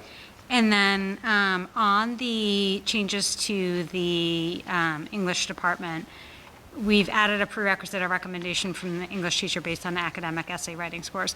We just got done saying that recommendations can be waived. So is putting this language in here making it so that if an individual doesn't have a recommendation from their English teacher but wants to take the course, they can or cannot? They can. Ultimately, Okay. any student and parent can what's called override a teacher's request for a level. Yep. It is just one of the facets of public schooling. We are just trying to, again, inform students and families. What we've seen typically of students who are successful in these courses, their prior teacher, their 10th grade teacher would say, I think this would be a good fit for you. But you never know, a kid's like, I've just got a sudden upswell of interest, I'm going for it. We don't want to stand in the way of that. We just want to make it clear that if your academic teachers in your life are saying this might be more than you could chew, we just want you to know that. So Okay. it is more there to kind of speak to really the ideal set of circumstances before someone takes AP. Okay, thank you. Welcome. I have two questions. First of all, about how many students participate in VHS in a given year? So we purchase, I believe, 20 seats. 20 seats, And okay. some courses take 2 seats, so like a seat is a semester. So we'll have anywhere from 12 to 16 students enroll in VHS. Okay. What's an example of a class that someone might take that's like not available? Like how? Yeah, usually some of the biggest ones are criminal studies or criminology. Okay. We've had students take languages we don't offer, like Japanese. It really runs a full spectrum that VHS is its own company offers. Okay. So it's usually that, or if a student really wanted calculus, AP Calc, but couldn't fit it in their schedule, we may offer them VHS alternative. And also, I thought of this earlier. Do most or all of the AP classes have some sort of summer assignment? Yes, almost all of them have summer work. Anything else, Mr. I Moore? have a quick question. Sure. How many virtual classes is a student allowed to take? Is it just one, or? It generally speaks to what can fit in their schedule. We wouldn't recommend in a typical case more than one, just for the reasons we mentioned. It really requires the student to be pretty focused on their own without a lot of external, like meaning mom or dad or guidance counselor nudging. And they're a volume of work. And I think to Ms. Hernandez's point, today's a day off, but not in VHS world. So the assignments are due, and they're due. And then when they're not in, they get zeros. So it is a pretty decent amount of work. We usually find kids that can get like kind of, oh goodness, this is more in rally. But there isn't a limit to my awareness, but I don't think we would really recommend a kid take more than one for that reason. Thank you. Yep. And it's it's not an alternative to courses that could fit in their schedule that we offer. Correct. Yeah, if we offer it and it's available, take our stuff. And most kids want to take our stuff. then Well, I know a VHS couple of years ago when they couldn't hold Spanish 5, there were several kids who got together and did VHS Spanish Yep. 5. I have experience with someone taking Intro to Engineering. The amount of bridges that were built at my dining room table, it was kind of epic, but it was also a lot of work. I think for some of the kids, it is actually more than they bargained for, to be honest. It's a different style of learning that not all of the kids are quite understanding of, if that makes sense. Is the committee okay to vote all of it at once? Okay. So we're looking for a motion to approve the Abington High School's school year 2027 program of studies as presented by Mr. Bourne. I'll make a motion. I'll second. All in favor? Aye. Thank you, Mr. Bourne. Thank you. Up next, Mr. Matthew McCurran. Good evening. I come to you tonight seeking the committee's approval for Abington Middle School to participate in the Plymouth County Comfort Dog Grant Study. Many of you remember that Dr. Leslie Sattler from Bridgewater State University came to us in November along with District Attorney Cruz to provide some professional development for our students, and not for our students, for our teachers. And through that process, we began speaking about becoming a participant in the study. Important to note two things off the start. The data collection involved in this does not include collecting any individually identifiable student data. No names, addresses, phone numbers, student ID numbers, anything like that is collected. The only information that is collected about students is the age or grade range, the ethnicity, and the school district, which obviously in this case would be Abington. We'd be looking to participate in two portions of this study.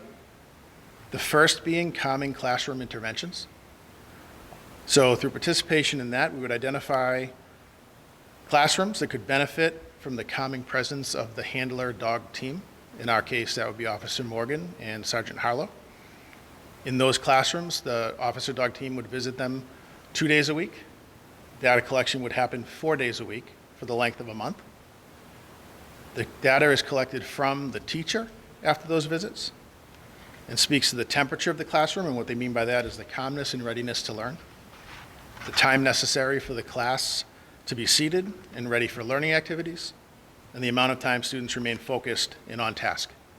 Dr. Sattler presented data about that at our professional development with positive results in other schools within the South Shore. We'd also be looking to participate in the emotional regulation intervention. That one's a little less scheduled because it relies on the opportunity for the handler dog team to help out when a student is experiencing some emotional or behavioral difficulty, and it's appropriate for their intervention. So in that case, the team, myself and the handler dog team would determine if the situation is appropriately safe for the dog, student, and handler to enter. The officer dog team would engage and interact with the students based on students' level of comfort. And after the student is calm and ready to return to class, there'd be a brief 3-question survey that the student could voluntarily participate in. It would be with Officer Morgan. That would present them with 4 faces from the zones of regulation. And they would be able to identify their feeling when the officer dog team first entered the room and after the officer dog team left and they were ready to return to class. Again, this part of the survey does not collect any individual student information, just simply that quick survey. And they do collect the referral information. So if it was referred to by the school psychologist, they would collect that. We'd only be looking to participate in those 2 portions of the study, and we would be sending home an opt-out letter for parents that would talk about exactly what that was and provide an opportunity for parents to say, nope, I don't want my students to take part in this. So it would make sure that they didn't. Any questions? How does the opt-out look if you're bringing the dog into the classroom? So we would collect all that information before we selected the classroom. So if there was a classroom that we believed might be appropriate, but we had opt-outs in that room, we wouldn't use that room. Okay.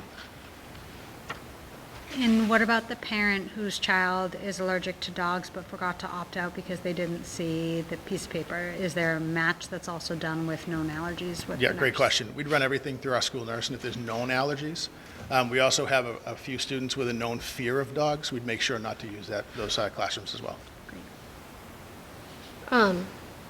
Now, this is just curiosity. Sure. Would Harlow be allowed to just freely roam? So if say there is a student who seems a little more, Harlow is trained to walk over and kind of, is that what you're, or is this going to be like, good morning, everyone, say hi to Harlow and take your seats? So you're speaking to the common classroom intervention Yes. portion, Heidi?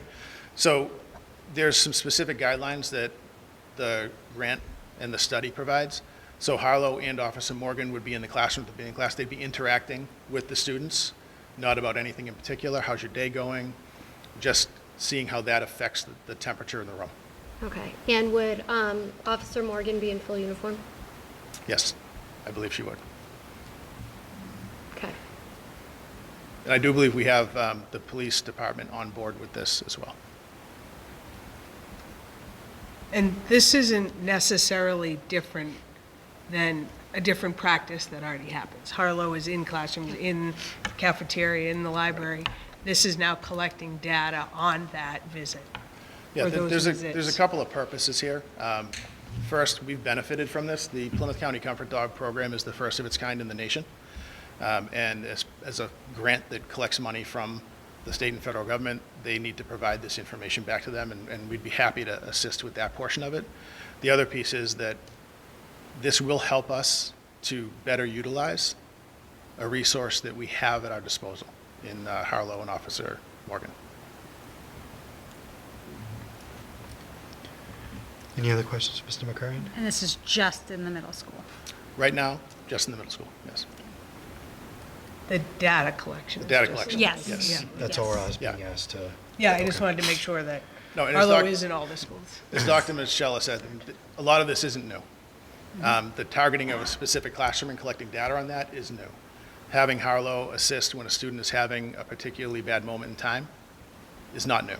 Collecting data on how that intervention affects the student, that's the new part of this.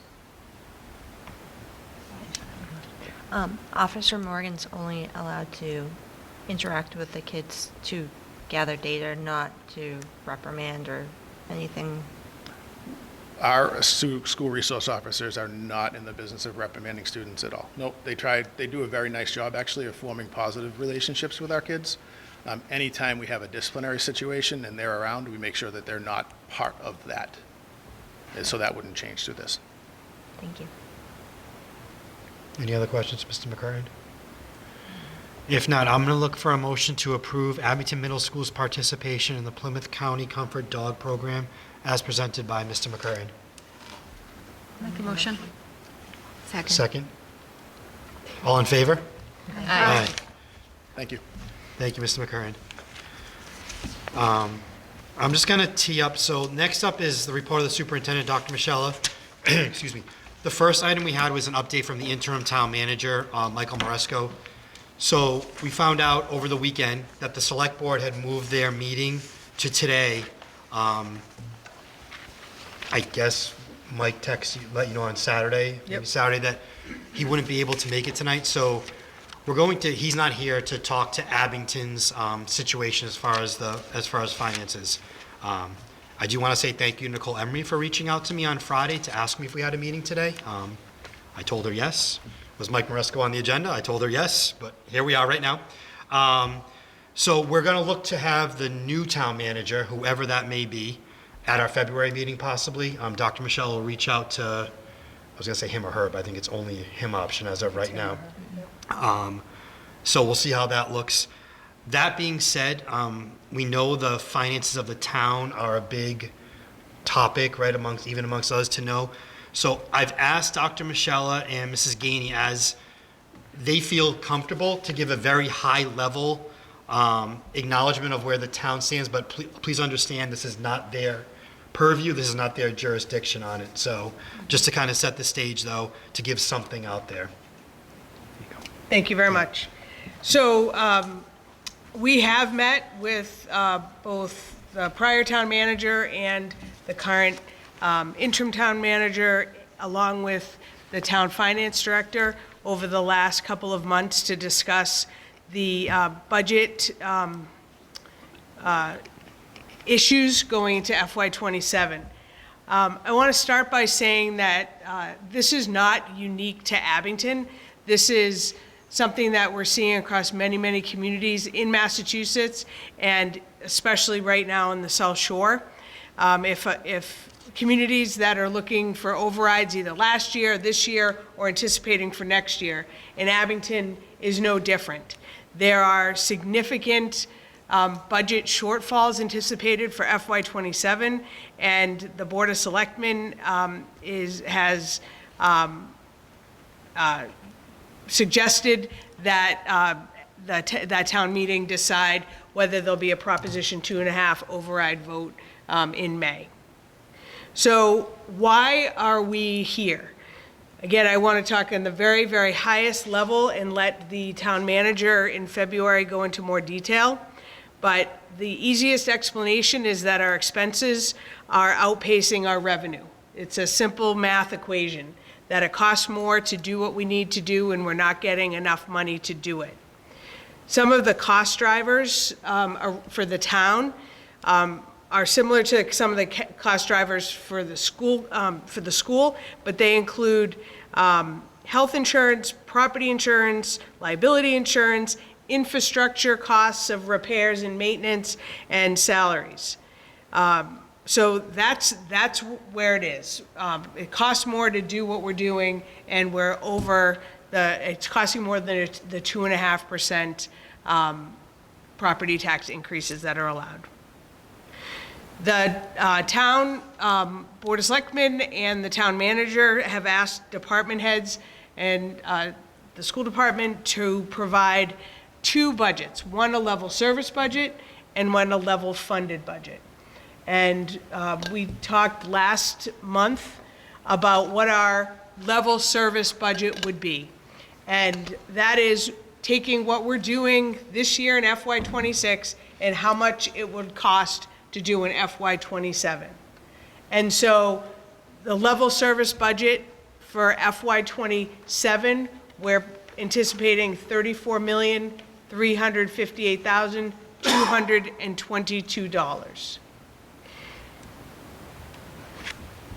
We've been asked to also provide a level funded budget.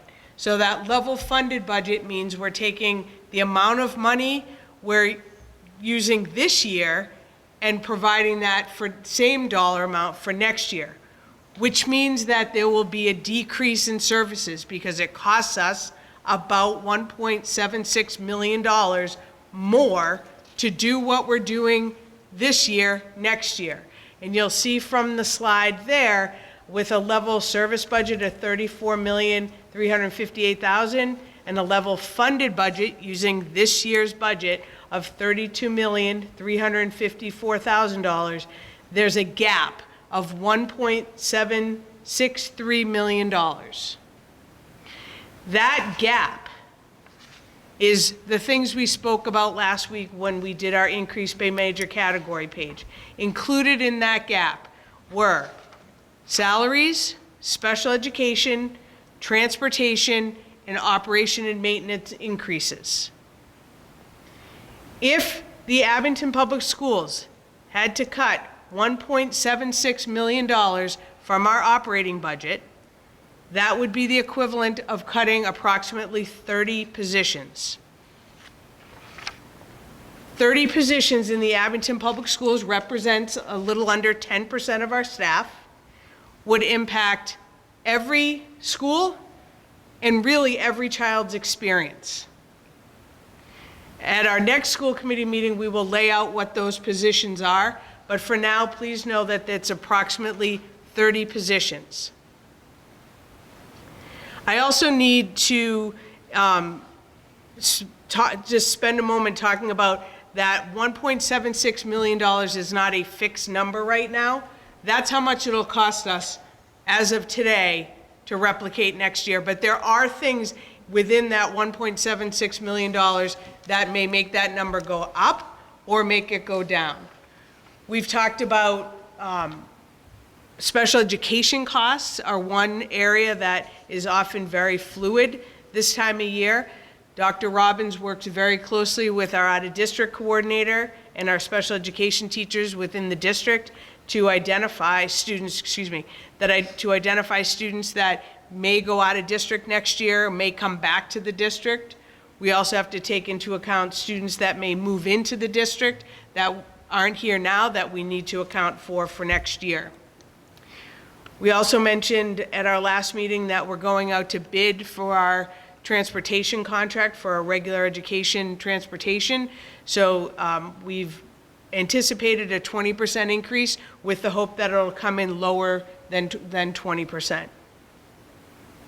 There's also, right now, not right now, for every 2 people you lay off, the cost of unemployment is covered by laying off a 3rd person. So our 30 positions, or our gap, could increase significantly with unemployment costs.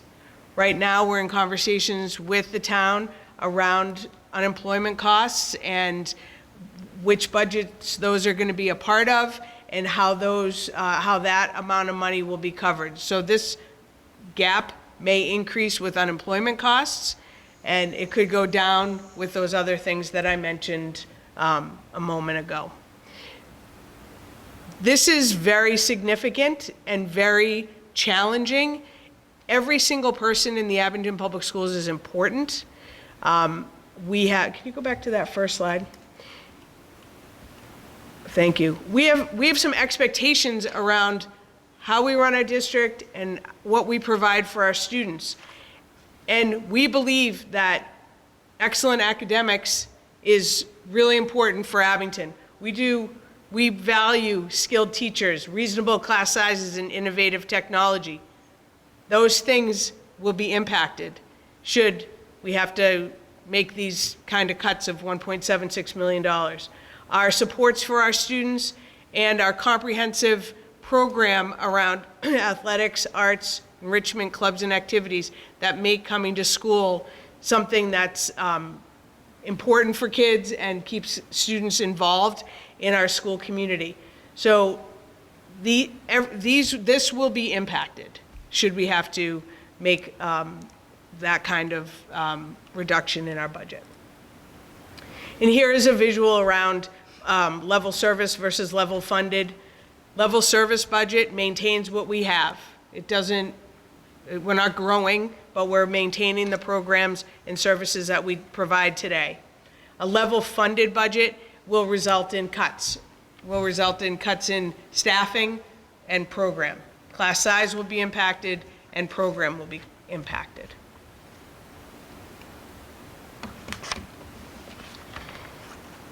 Consistency matters. Our students depend on a comprehensive, stable education. Funding supports academics, social emotional learning, athletics, and the arts.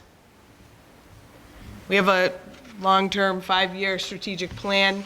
Our goals for our strategic plan become compromised, and the quality of our educational programming for all of our students, pre-K to 12, will be impacted, including college and career readiness. And I'm available for any questions. I don't have a question so much as I just want to make a comment. Dr. Bassa, do you mind putting one more? So, because I know this is going to get a lot of scrutiny, probably, Sure. The level funded budget should be 32,594, 265, which is the number on the next page. Just so everybody knows, if they're watching it right now, can see it right there. It's just a typo, Yep, but thank you. just so everybody knows out there going forward that level funded budget number will be different when we post this, when we go through everything. So I believe, thank you, and I believe that is my fault, that the level funded number on the second page is inclusive of the technology Okay. article. Okay. So that's inclusive of the technology article. That is our level funded Okay. budget. Okay. Thank you. No problem. And we'll have that corrected for tomorrow. Anybody else have anything? Just a quick thank you to Sarah, Felicia, Chris. These budget discussions are very challenging, and this being my 3rd year, we don't have a budget that has fluff in it to cut, and we have made tough decisions year over year since I've been seated at this table, and these decisions are even harder because now we're looking at cuts of humans.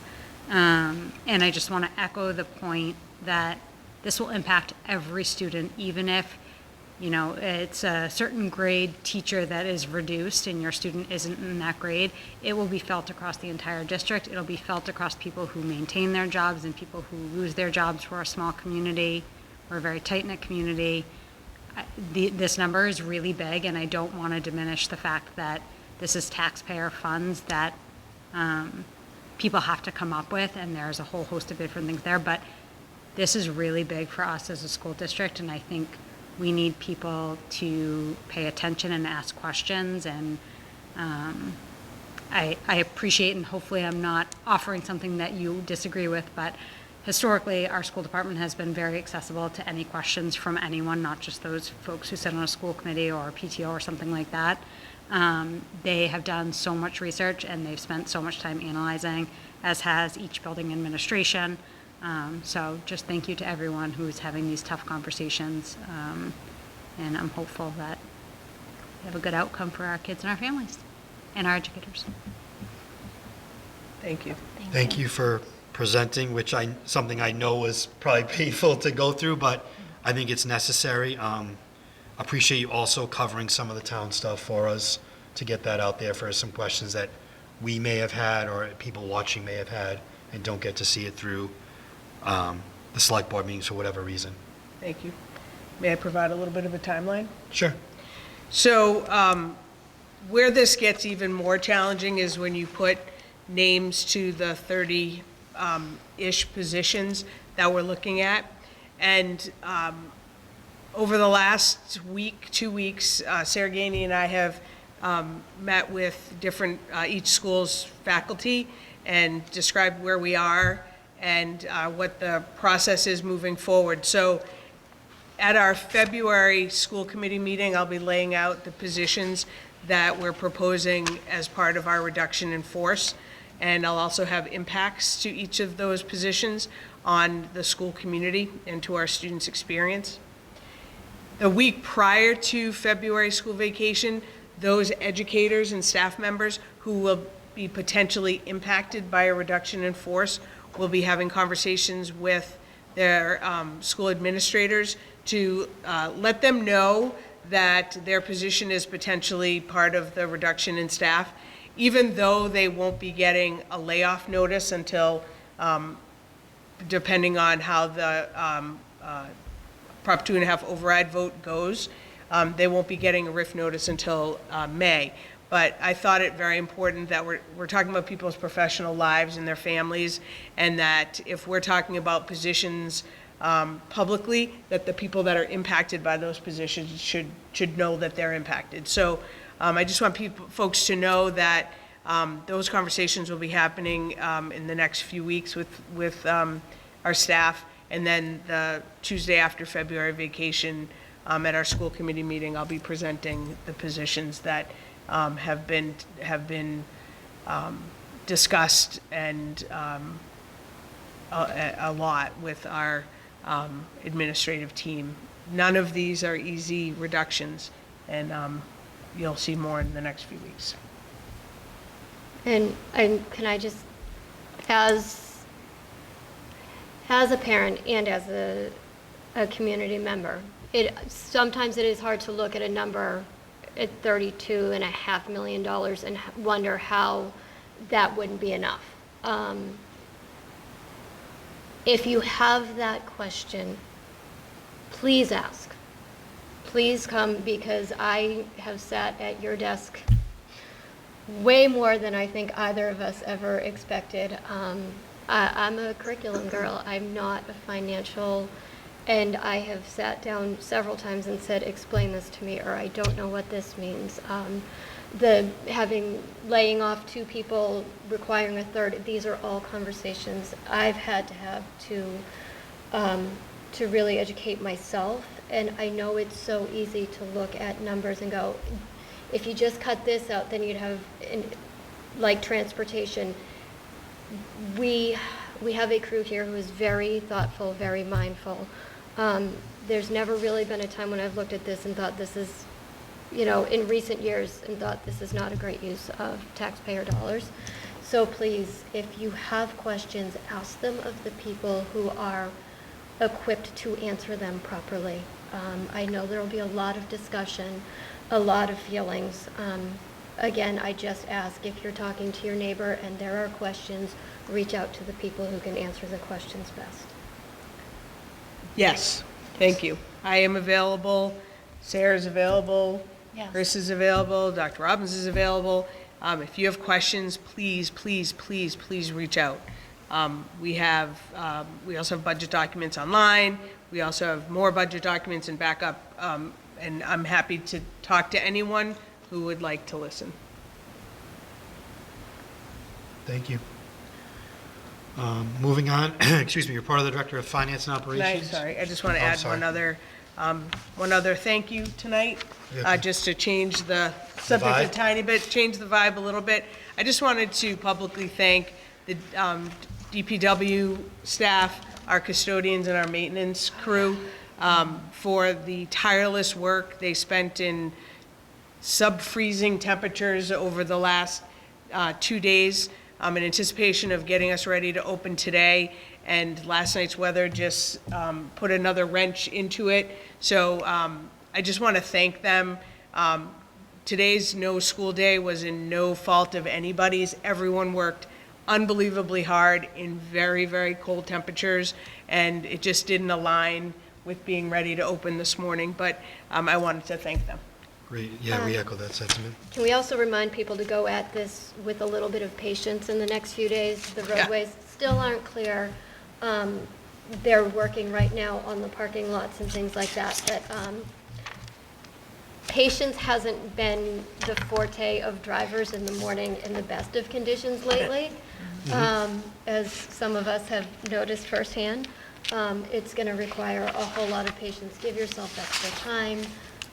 There are a lot of high snow piles, and if you're a weather nerd, there might be more to come. La la la la la la. So just remember, patience and safety is kind of our first priority right now. And they crushed Thank it. you. We watched them work all day tirelessly today. Thank you. And they're still at it. Thank you, everybody. Report of the Director of Finance and Operations, Ms. Saragini. Thank you. Good evening, everyone. Tonight, I have the proposed FY27 capital plan for the Abington Public Schools. Just a reminder, the purpose of this document is to outline the major capital needs of the school district. So we'll start out tonight. You have in front of you my memo to Dr. Michella, which lays out the different needs throughout. We have three of our 4 buildings on here this year. We start out with the Woodsdale School, and you'll see a familiar item here with the Woodsdale roof. That is a item that has been on here for many years, and it is on here again. Just a reminder that it was installed in the 1980s. That it has exceeded its useful life, and it has had numerous repairs and patches over the years. As always, you'll hear me repeat many times as we go through this capital plan. We have an amazing maintenance director and amazing maintenance assistants over the years that have been able to keep that roof intact. But we are getting to a point that at some point we're going to need to think about replacing it. So we will continue to watch it and look for leaks and continue to patch, but it is definitely exceeded its expected useful life of 20 to 25 years. So moving on to the next item at the Woodsdale School, we have to replace and update the existing fire panel.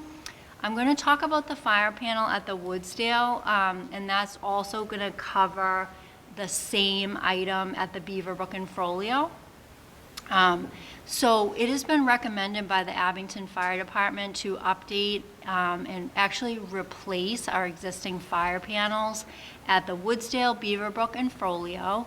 We are at a point where they are still working as they should, but they were installed in the 1990s. It is becoming increasingly difficult to find parts, so they feel it would be in our best interest to ensure continued system reliability, that we move forward with replacing those for a combined cost of $54,000 for the three. So that's something we're hopeful that the town will support. So that is the description, and so I will just touch on that for each building as we go through. Moving on to the Beaverbrook, this was also on here last year and has been on here for a few years.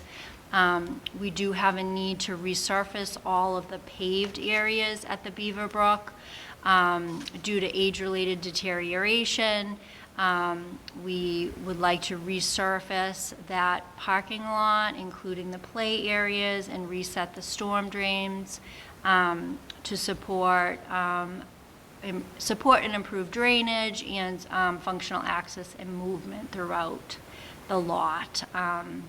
So that is coming in at around $760,000. And then moving on to the next item at the Beaverbrook, we come to the fire panel, same description as the Woodsdale.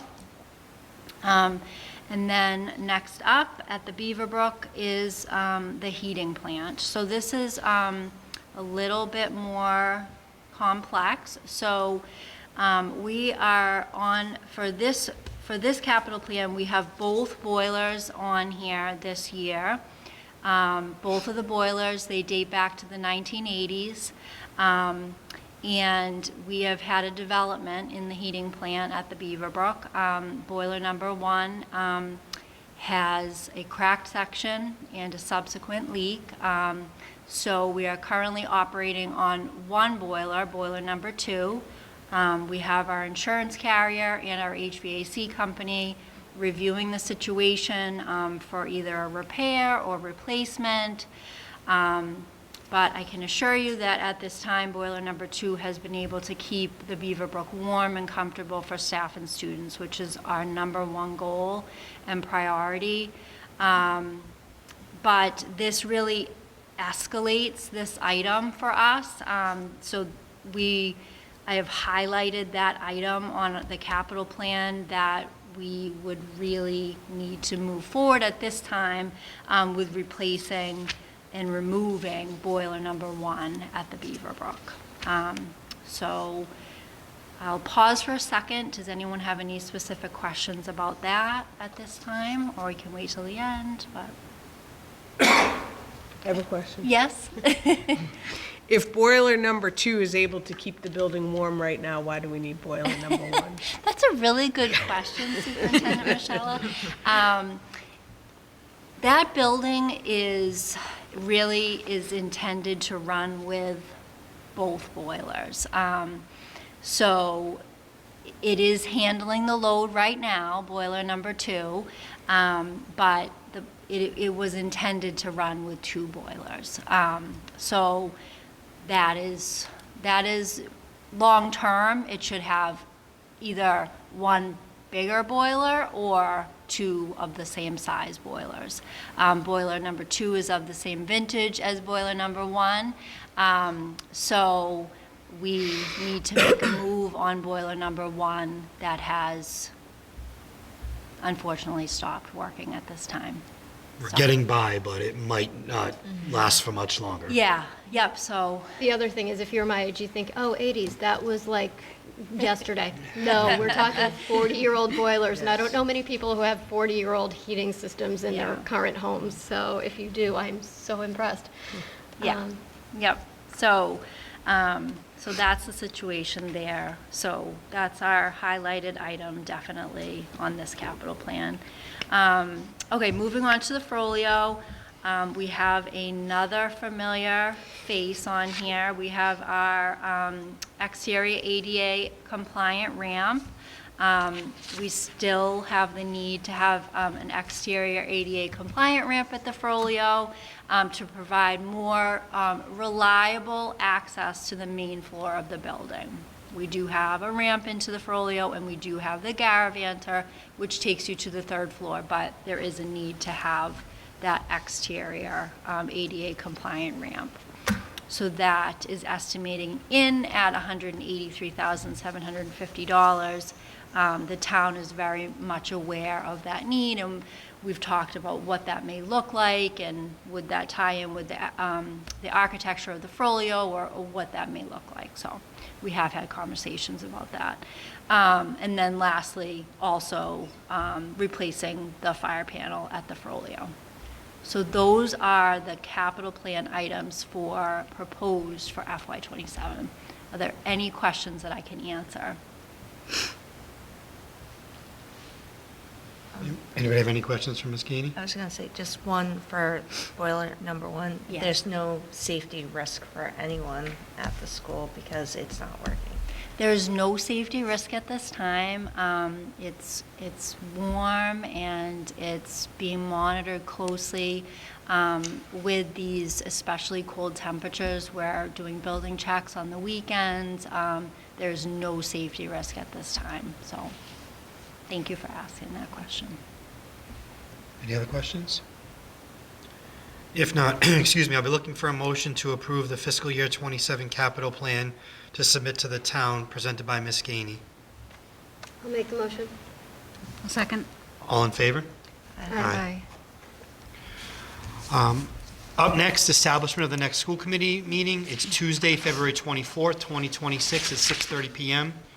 I think at this time, I'm just going to put it out there too so people know. We are likely to have another meeting that's not on your normal calendar. It'll be Tuesday, March 10th, 2026, also at 6:30 p.m. We'll have that on the next one, but just to put that out there ahead of time. Some dates to remember: Tuesday, February 3rd, the Woodsdale PTO meeting in their cafeteria at 7 p.m. Wednesday, February 4th, the music parents meeting in the middle high school band room at 6:30 p.m. Thursday, February 5th, Beaverbrook's PTO meeting in their cafeteria at 7 p.m. Also, it's an in-service early release day.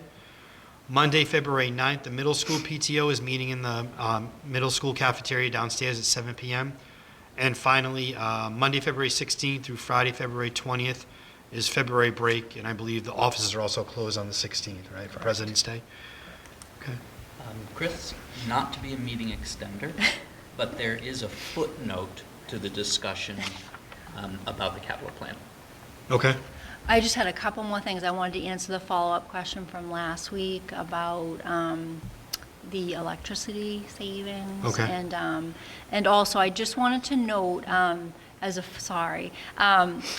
follow-up to this capital plan, I feel like this is the appropriate time to mention, it's obvious that the repairs to these buildings are coming in increasingly costly. So this capital plan, it helps us document, it helps us prioritize the needs of our buildings, but it's not helping us with our long-term planning. So I feel like this is the time to say maybe next year would be the time that the school committee and the town of Abington would be prepared to maybe make that statement where we request to become part of an MSBA study of some type, statement of interest. Mm-hmm. That makes sense. So I wanted to just add that. I feel like put it it's out the there. right time. Yeah, I agree with you. Thank you. I think it's that right. It's the right My time. apologies for moving on No, too it's fast. okay. No, it's okay. It wasn't. And then I just also wanted to quickly touch on a question that came up at the last meeting with rising electricity costs. And those steps that we've taken. So when you talk to Jason Lynn, our maintenance director, about electricity, and this will be short, his eyes light up. He loves electricity. He's a master electrician. He loves electricity. So Chris and I spoke to him, and it was very easy for him to talk to us about this. So over the last 10 years, we have participated in multiple mass saves and green initiatives to do everything that we can to take part in grant-supported upgrades. extensive lighting upgrades wherever we could. He estimates 80% of our classrooms and offices at Woodsdale, Beaverbrook, and Frollo have been converted from fluorescent lights to LED lights. So I thought that was pretty awesome. Additional LED upgrades in our gyms, which were formerly high-pressure sodium. Hallways, exterior areas, we did the Memorial Field lightings. That was a huge accomplishment. We had HVAC system upgrades, and then everything with this building.